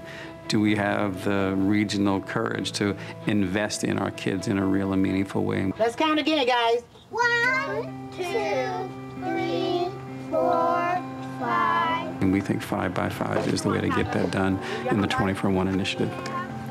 The 5 by 5 initiative has given my program an opportunity to offer resources, outside resources, to my parents, such as free vision, hearing, developmental screenings. Look at your hand. And the impact has been tremendous. I am thankful for it, my staff is thankful for it, because we as professionals see, oh wow, this child may need some additional services. So then I can call a partner with the 5 by 5 initiative and say, do you think, can you come out and observe? And we get the authorization from the parent. Parents are willing, they just need help. That's a good idea of getting some equipment that can be used and utilized throughout the 24/1. We call each other to help each other at a drop of a hat. The Mayor's Collaborative is that these 24 mayors, because we have been working with each other, began to really trust each other. So the collaborative is that we work as one. If one of us fail, we all fail. It has been great working together. People want to see progress. They want to see an organization doing something. They want to see some results, and they have seen that. So the collaboration is looking at all the aspects of running a city on the governmental side, how we can give better service to our residents, how we can move our cities forward by helping one another. So it's nothing now to pick up a phone and call one of the mayors. We even buy our gas, all 24 police departments, we buy our gas wholesale through St. Louis County. So by us partnering with another police department, we've saved $300,000.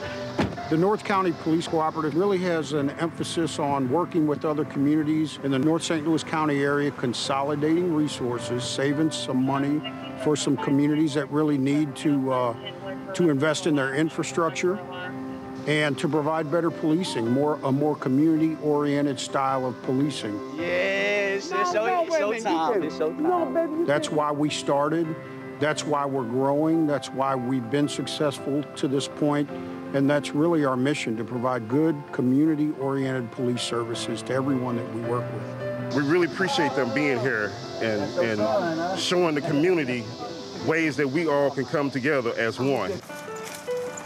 We've built a lot of buildings, right? From grocery stores to movie theaters to lots of single-family housing, both to own and to rent. We've built 2 multifamily senior buildings, so there's a great sense of pride in the 20-for-1 cinema and the Save-A-Lot that was built. Everybody agreed that a grocery store where they could walk to and get fresh fruits and vegetables and get healthy meals, that this is one of the first things they want. Never had a grocery store, never had a bank, never had a movie theater. But look at us. If we wanted to go see a movie in the past, we would have to travel so far and the prices were like outrageous. So now we have it in the area where we can just go up the street. I'm really, really proud of the progress that we have made. We have a lot of people that visit our movie theater. I'm also proud of the Red Door Center. We have all these predatory lending places that title loans and they repossess people cars. There you can go get a $500 loan if you need it, pay it off in over 6 months. You can get some counseling as far as credit is concerned, and you also can get any amount of a money order for 79 cents. Pay utility bills and all of that. This community needs opportunities to celebrate and coalesce around goals and mission and vision. We've simply had a realization that we're better together, and we're seeing the fruit of that realization.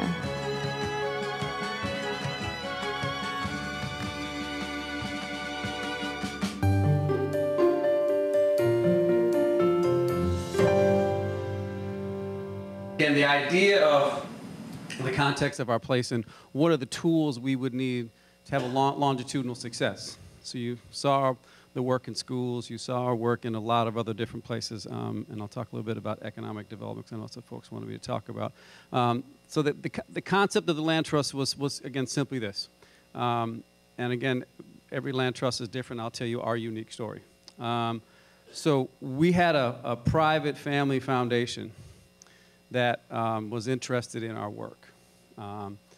And they have a lot of money in this particular private family foundation. And they heard our story, and they visited our community, and they toured, and they saw our work developing affordable rental housing. Today our organization owns 500 units of affordable rental housing. 400 are scattered site single-family homes that we've developed over the years using low-income housing tax credits and every other trick in the book and every other funding source that we can put together. And we've done some home ownership over the years using home funds and other funds, but again, primarily a rental housing provider, and then we started doing community work about 15 years ago, doing after-school programs and the like. So this particular fund was very interested in our work and how we went about it, and we really started talking about, again, how do we drive equity in community, right?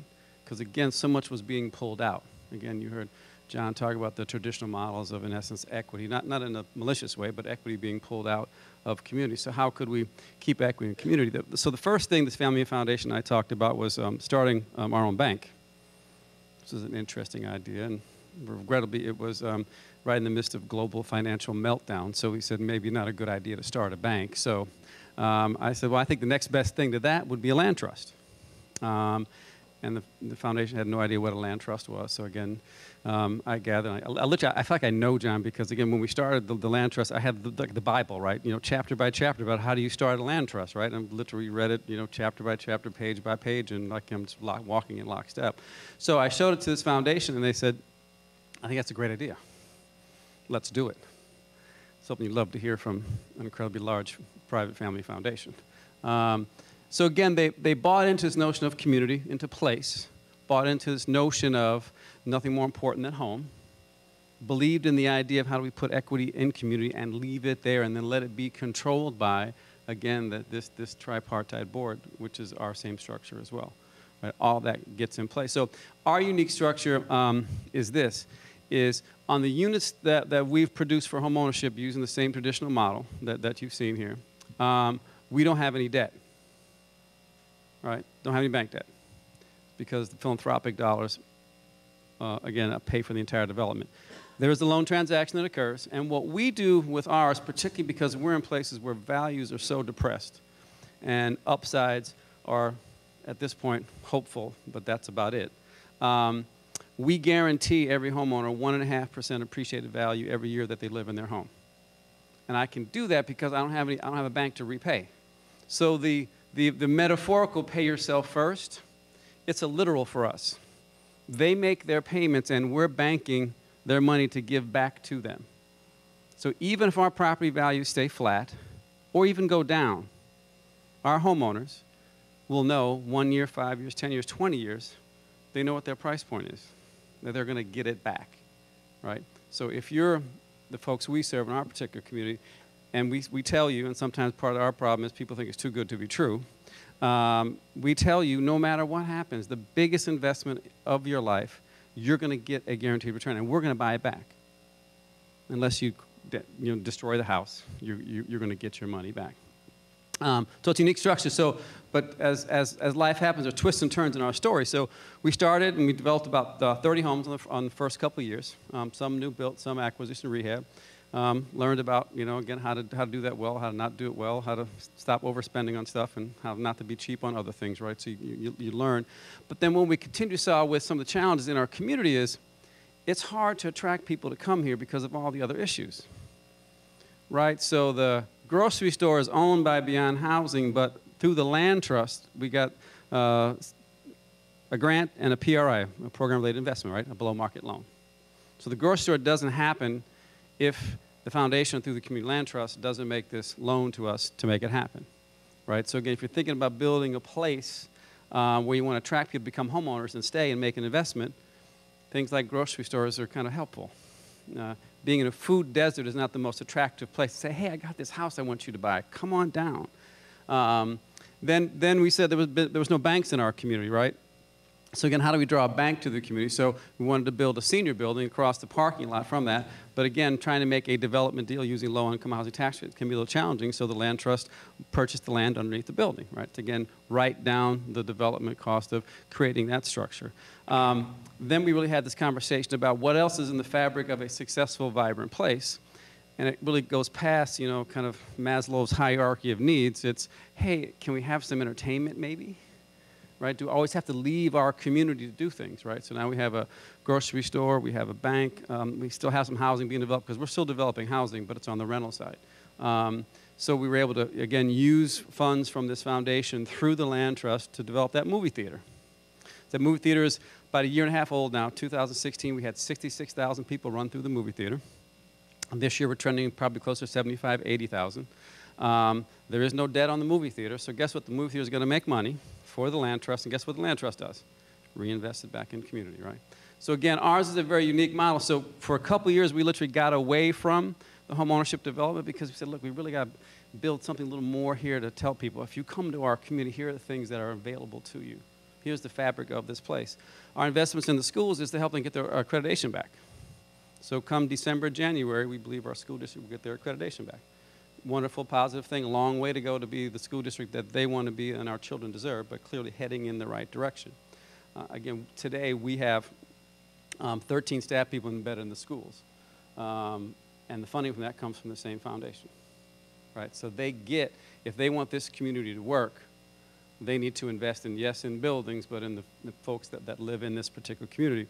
So we took some roundabouts in terms of their dollars and investments away from, again, producing affordable housing, have rolled back around, and now in 2018, we'll start again in terms of buying and acquiring, potentially building new, and then working with Beyond Housing as our low-income housing tax credit units roll off their 15-year compliance period to be rental to become homeowners, right?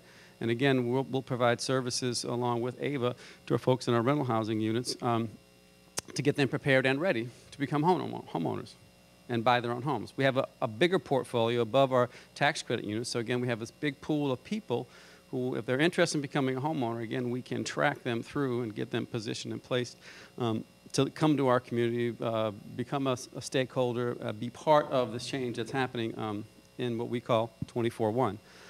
So again, this notion of everything that you heard the history of and the intent is absolutely true for our community, but a land trust is not sufficient. An organization like ours is not sufficient. It's about how do you draw everybody, led by the community that lives there, that knows the challenges, and more importantly, knows the solutions, right? And how do you let their voice guide the process? How do you let their voice say, here are the things that are challenging, here are the things that we need, and again, let's work together to make that happen.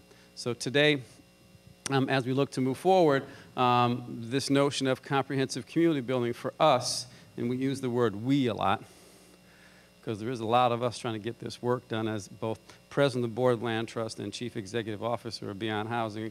I say we a lot because we're doing this all together and in concert. Again, how do we share resources? So Beyond Housing does the HR work for the land trust staff, right? So again, how do we think through everything that we're doing, maximize the dollars that come to us, keep, again, community voice in front of everything we do, and recognize that there's no one magical thing that's going to make our community better. Yes, it's better housing. Agree. Yes, it's more homeowners. Yep. Grocery stores, movie theaters, banks, good schools, all those kind of things. We're trying to both facilitate, convene, herd the cats, and do, right? And that's kind of our role in the midst of all this. Again, the land trust is a critical piece that sits smack dab in the middle of where the future of our community will lie. So thank you very much.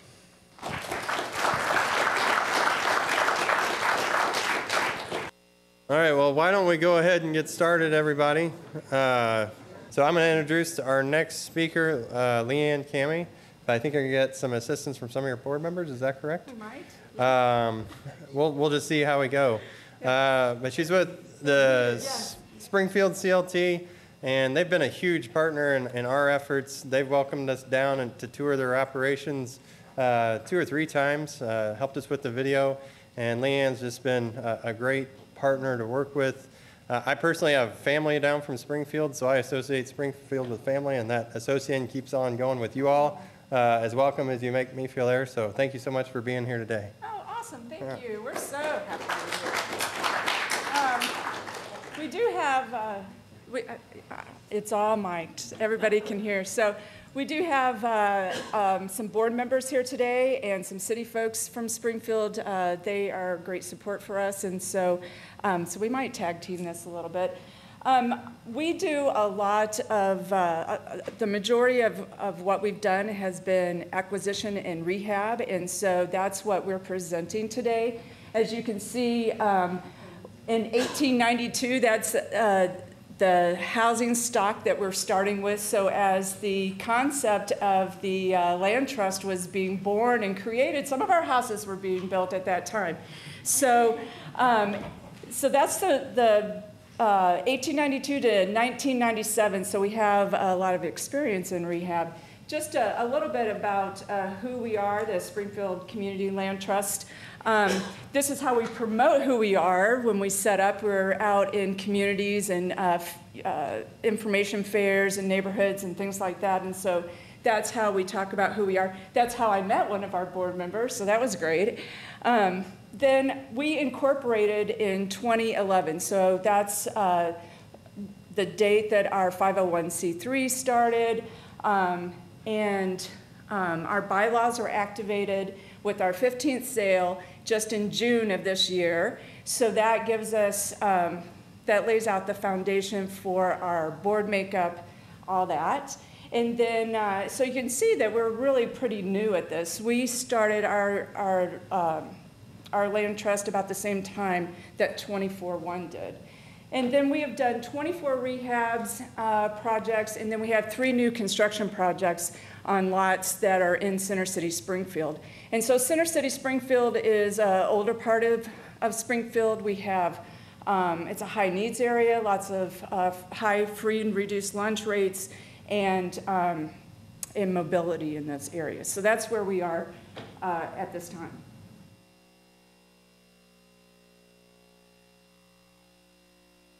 Our challenges with our old house rehabs. Old housing stock, so the average age of the housing that we are remodeling is 90 years old. We're working in parts of Springfield that are older, and so infrastructure, aging infrastructure, mostly sewers, that's what we've encountered. So we're encountering that. We're also working in areas where there are food deserts, and so trying to rehab and also sell homes that there's not a grocery store nearby. So there's a lot of effort going on in this area, but it exists.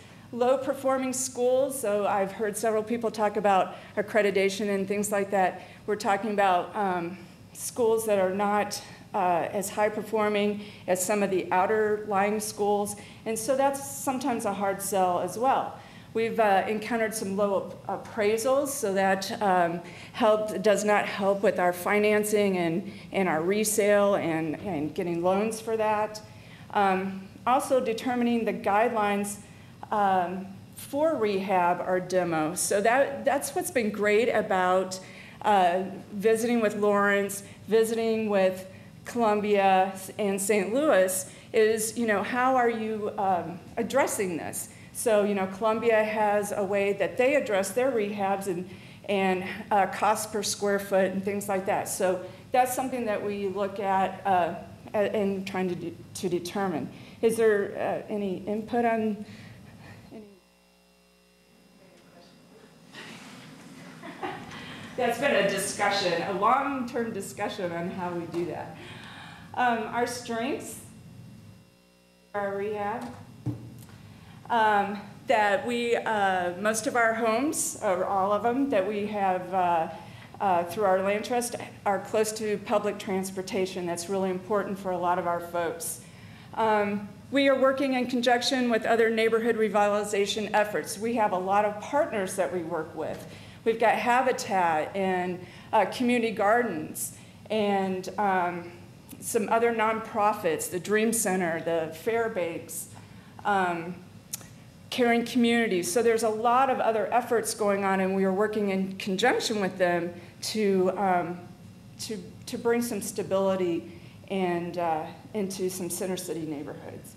Our green spaces and parks, Springfield is really blessed with an awesome park system, and they're great stewards of their parks. Our center city parks and pools have been rehabbed, a lot of great additions to it within the last 10 years, and that's the area that we're working in. So that's a great asset for our land trust.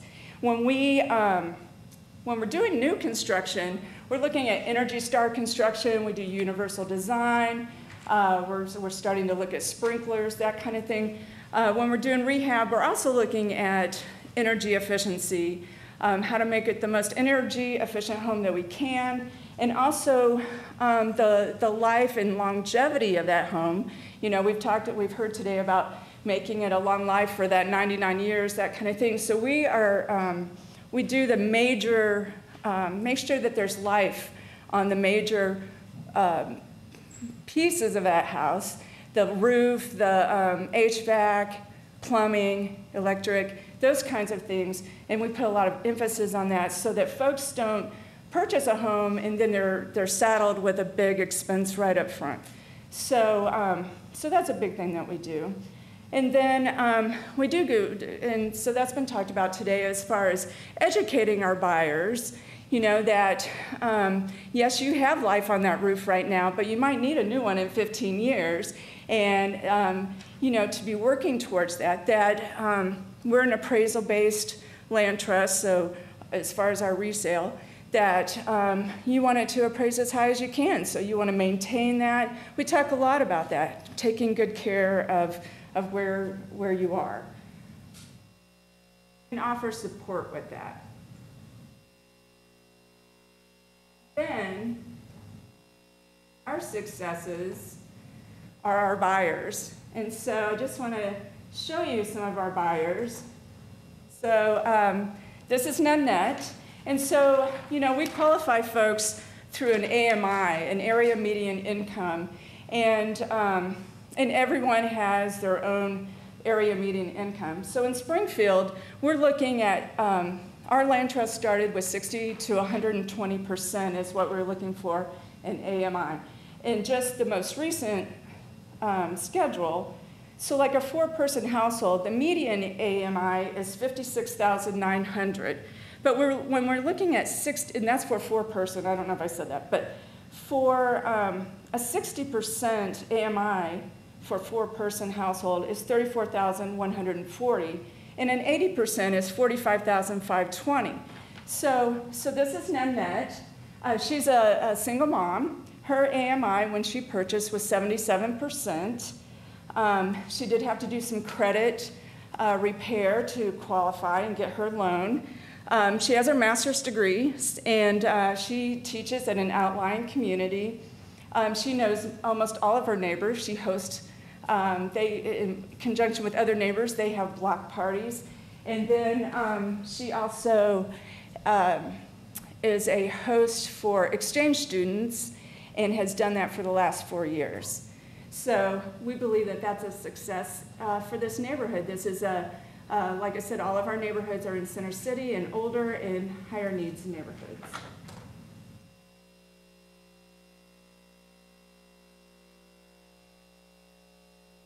Nelda. This was our 15th sale on June 15th. This is a family that Nelda is on the right. She's our buyer. She has worked at it's called the Springfield Workshop. It's for developmentally challenged folks. She's been there for 14 years, and so she has income. Her sister is on the left. That's Samantha. Nelda's a single mom, and so that's her daughter in front. This is Samantha's graduation picture. She just graduated this year at 21. And then that's their mom in the middle. So this is a combined household of 3 generations. The first thing, when I first met with them, the first thing they asked if this was on a bus line. None of them drive, so public transportation is very important to them, making sure they can pick up Josie from school and get to work, that kind of thing. But their dad, Nelda's dad, had gotten sick. He did pass away. They lost their family home into a foreclosure. They've lived in this neighborhood, grew up in this neighborhood, but then mom had to move. And so this was a great way to bring this family back together. So this is, so they're now back into the neighborhood that they know, that they are supported in. They have been involved in the neighborhood association and an asset into that neighborhood. So that was our 15th sale that we celebrated. I want to show you Fred and Amanda. So this is a younger couple. Fred is a veteran. He also goes to school. He works full-time. They're sitting on a deck that they built on the back of their land trust home. Amanda is a coworker of mine. She serves on 3 nonprofit boards. She also volunteers at our women's shelter in Springfield called Safe to Sleep. And that's their little puppy, Pepper. But, you know, just heavily involved in their community. And this is a couple, you know, that would be an asset in any community, but they're in ours. This is also in a neighborhood that they purchased this home before we even completed the rehab on it. It's in a creative art district that one of our older neighborhoods created a proposal, and it was approved by city council. So hopefully they're in an area that's going to build and in value in that.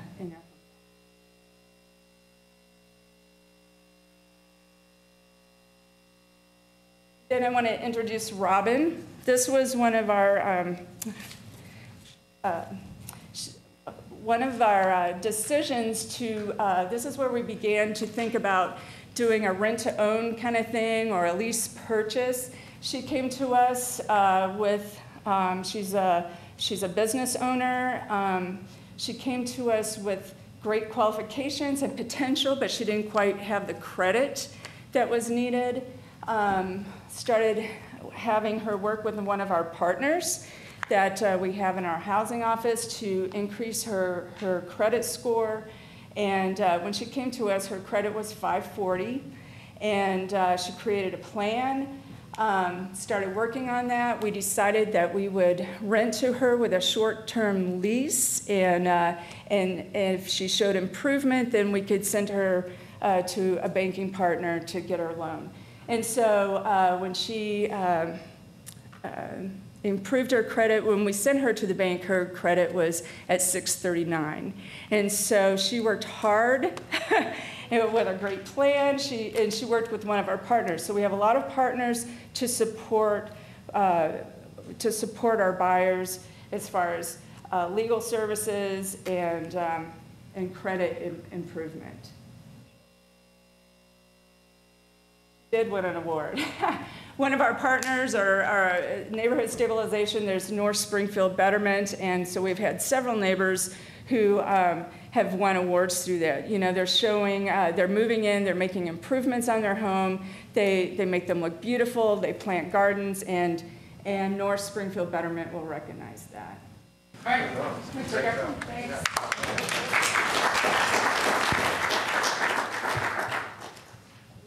So last but certainly not least, Rebecca Buford from Lawrence Community Housing Trust. Really pleased to have her.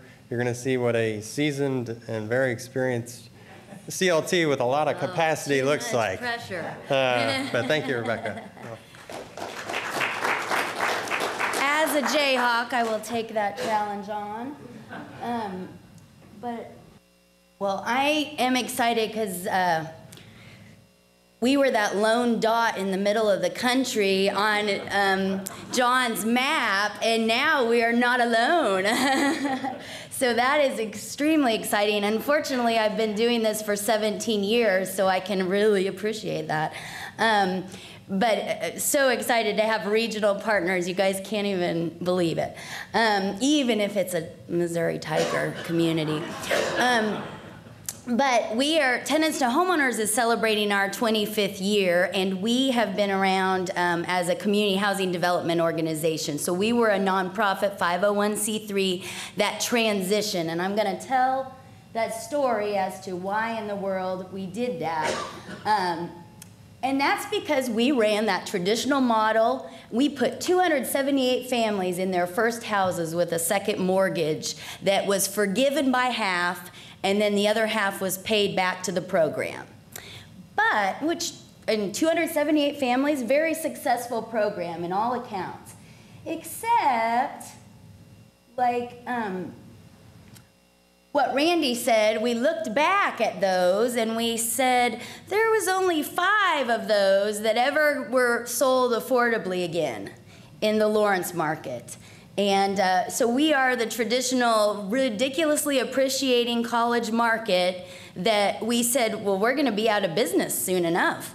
So we've got to look at another way. And that's when, again, these wonderful consultants or experts mentioned in a San Francisco conference in the early 2000s this idea, and we said we can bring this to the Midwest. You know, the Midwest is usually a little behind the curve, but we were ready to do it. So we brought the idea, and everyone was just, no, you can't do that, right? But the cool thing about this is now that, well, we're back in an appreciating market. But I do want to talk because everyone I hear, especially in Kansas rural areas, says, well, that works in Lawrence, but it doesn't work anywhere else. And I would beg to differ, and I think you guys have heard a lot of great examples of how that social safety net and programming that we create with maintenance funds and homeownership education and community stability, like 24/1 is doing, creates so much more than just housing, and that it protects our neighborhoods in a down market too. Now, Lawrence did not depreciate by $100,000 per house like we saw in Florida or other places, but after 2008 we did depreciate, and I had 9 resales during that time, and we can look at what we accomplished over that time. So we were formed because of gentrification, all sorts of problems, and this is the average sales price in Lawrence. Randy gave you his context here. So back when I was beginning this, we really could do $100,000 homes, put $20,000 down, and that would be affordable. And then in those early 2000s, you see that 7 and 9% appreciation, so that again we were getting half of that back, but we needed twice as much subsidy, right? And you saw Mike's great picture of that gap growing. And this gap continued to grow. Unfortunately, the gap is growing even more the last 2 years, as you can see.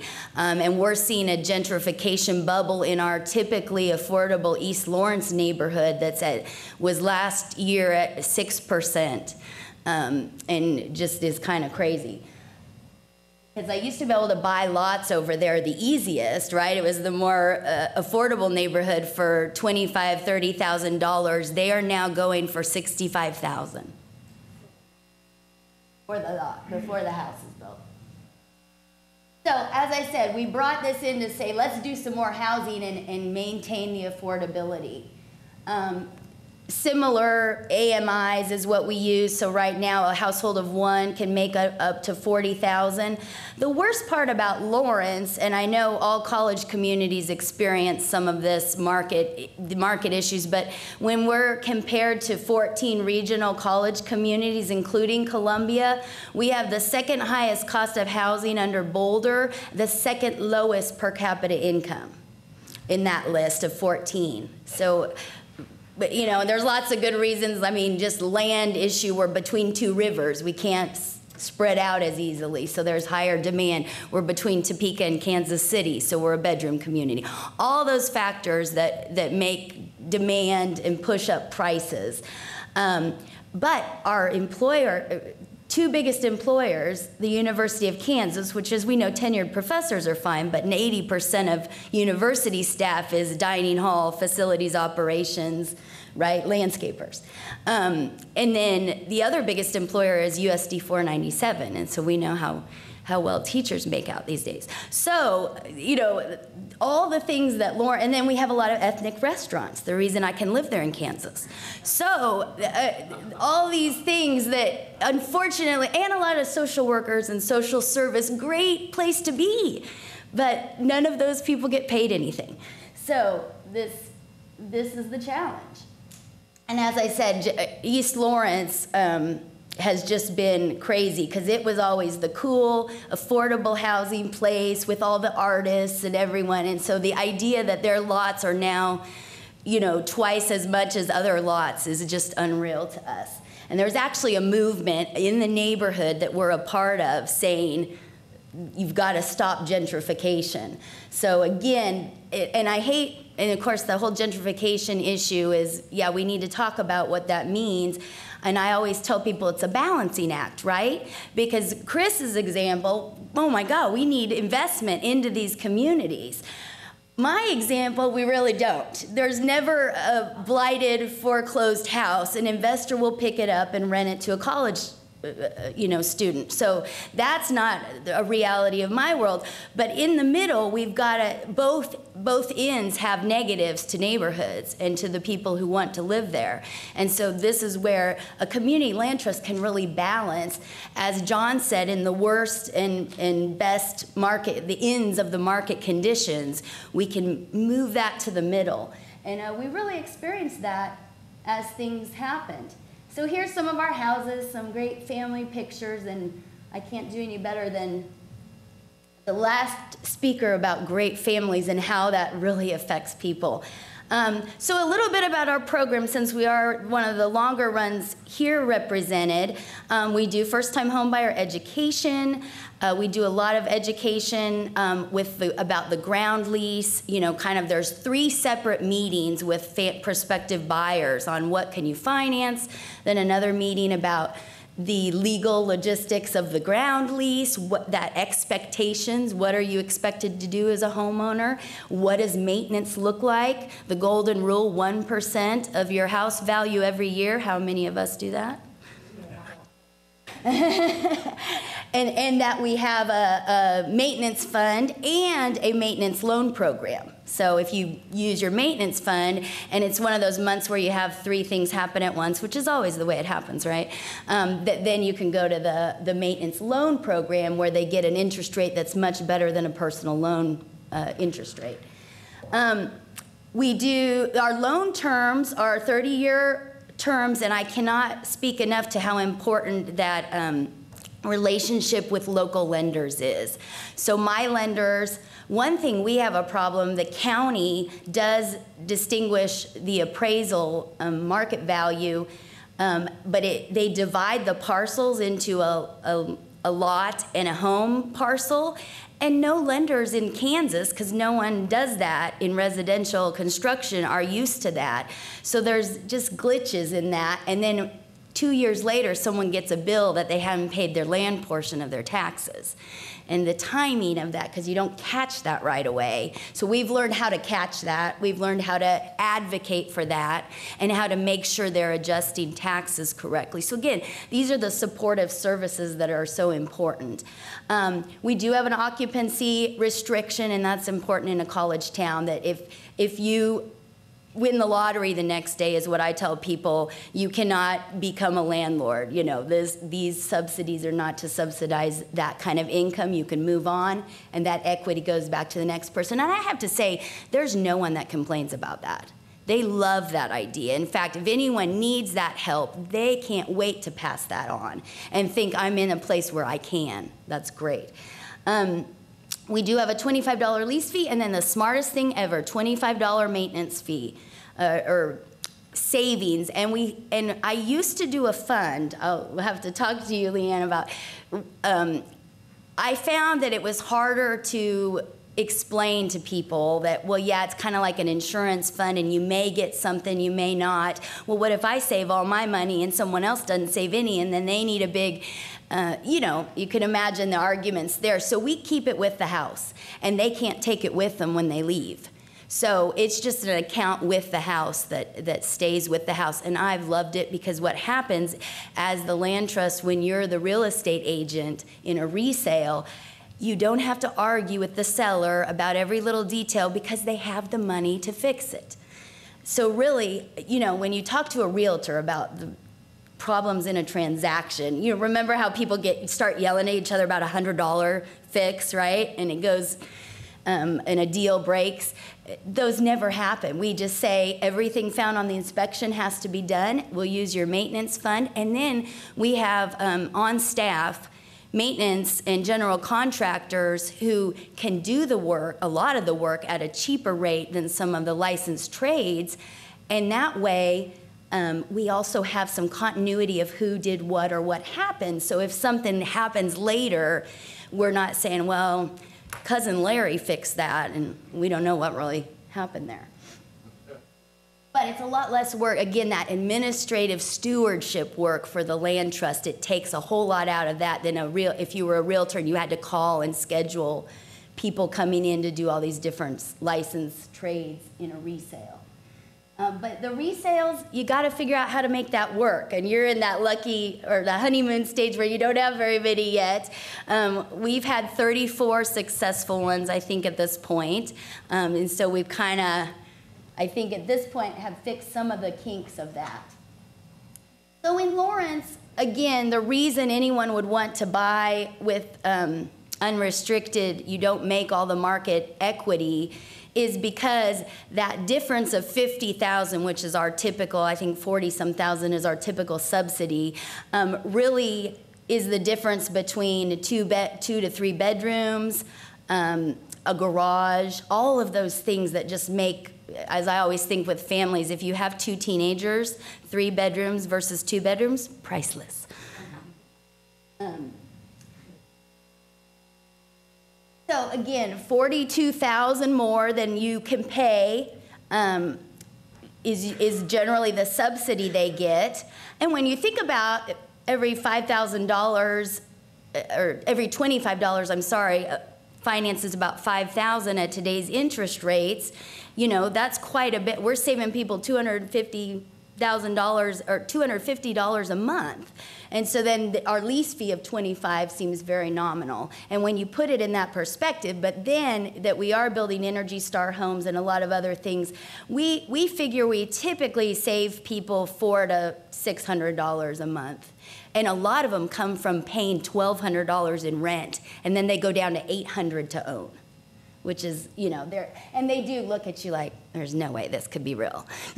So there is some, you know, of saying, yeah, this one isn't too good to be true. Here's why we do this.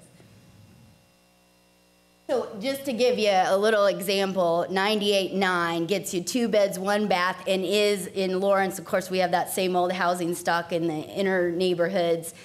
You know, was built in 1900, and no garage, probably not very efficient for $100,000. And here's what we build: a 3-bedroom, 2.5 bath, 1,528 square feet, brand new, Energy Star rated, all electric. And you can see some details on the, well, it's hard to read, the price. But again, we're putting project set aside home money and a federal home loan bank grant and all those things that work us up to anywhere from $30,000 to $50,000 is what we say most of our homes have subsidized. So we just put our 77th home in trust. I am now working on a tiny house project, though I was told tiny house means under 450 square feet. So my nomenclature isn't correct, it's small house. So I'm looking at 700 square feet houses that I can split lots, which is where the city of Lawrence is gonna fight with me, but we'll win. To say, okay, here's a compromise in this affordable housing issue, right? Of let's do owner-occupied two little houses on a lot. This is not rental housing. This is not an ugly duplex for a neighborhood. This is the owners own it and have pride and ownership. All those things that you really, the reason you don't like multifamily is because of an ugly duplex with renters. Neighborhoods don't, I should say, and nothing wrong with renters, but the idea, you know, from code standpoint is that, and I think what we can do is say, look, if we ensure that they can never rent it out, right? Because we have that control as the land trust. In our community, that's a big deal because college town renting it out to 7 kids is pretty much what everyone complains about. And then we have control of this land, the 2 pieces. We don't even have to do a lot split. We own both halves, and we can just sell the 2 individual little houses. So remember how we've all talked about resources going down quickly. I'm like, city, I'm just producing $20,000 out of thin air, right? We split the lot, my lot cost is halved, and I just came up with half of the subsidy I need. So again, doing some creative thinking, and of course big metropolitan areas definitely are better with density. It's interesting, and you know, in smaller communities, especially in the Midwest, we still have to talk to them about balancing that. And the neighborhoods are just as bad about realizing that, right? They sometimes fight that. But I think, again, a compromise of this is density, but it's not rental density, condo density that you know. So that's our approach, our next project. Again, because we have a majority are single family homes. I did want to mention we have 6 recaptures of old second mortgage houses, and that has worked beautifully. So, and Randy, your idea of 15,000, that's about, we've had to have 15 to 20,000 had to be left in that second mortgage for it to really make sense for them not to sell it on the market. Or make sense for someone to be willing to buy it restricted. If there was only 5,000 of subsidy, they really would want to go on the market. Although it depends on the family if they have no other option. But we've been able to recapture many of those, and what a great way to recycle that second home money that was in that second mortgage, and now we put it in trust, so we will steward that forever.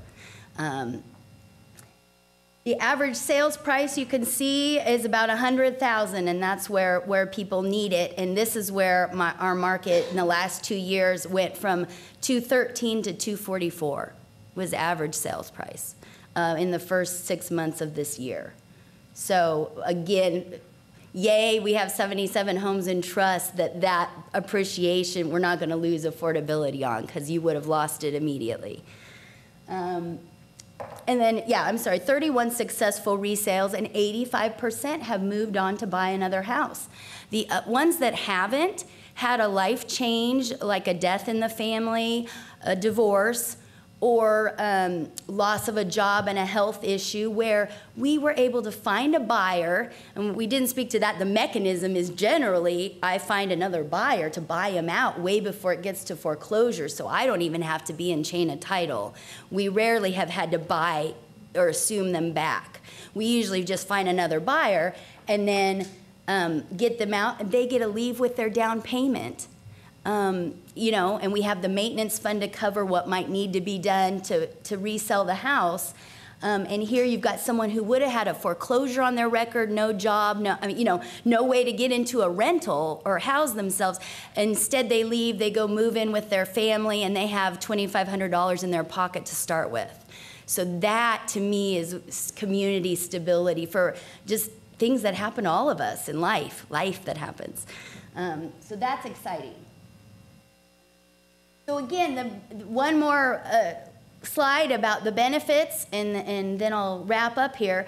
That depreciation, when we did see it, we didn't subtract it from their resale formula. So the people those 9 people that sold when the market had actually dropped, the values of their houses had dropped over the time they lived there, they didn't lose any money. Another stability factor, right? For low-income people, boy, if their house drops by $1,000 on the market, you just lost $1,000, right? Now, we lost some subsidy on paper, but we're playing the long game, right? So, and unfortunately, in the last 2 years, we've made it all back plus more. That issue of, really thinking about, you can tell people, well, we protect you on the other end too. And that was great to see. And then the biggest thing is that the social safety net that we've talked about, that people did lose jobs. And they called me and said, we had a relationship with them. They said, Rebecca, I've lost my job. What am I going to do? Instead of putting their head in the sand and waiting for the bank to foreclose, we made up a plan. We used their maintenance fund in 5 cases to make that one payment that got them between the time they lost their job to the time they started their new job. And then a few of them lost a job or had a health issue where they're not going to be employed very soon. And again, we got them out of the house. So we said, yeah, this is not a temporary issue. It's a long-term one. So that, I just can't express enough how important that is. I will end here, but I'm so excited about you guys. My little Spencer there on the top, that was the picture with a Jayhawk and a onesie that I shared with you 4 years ago. And now I will share with you my 6-year-old and 4-year-old. But Randy, in 4 years, since he's been that little, you've started a CLT. So that is awesome, and another regional partner, so I'm excited. And go Jayhawks.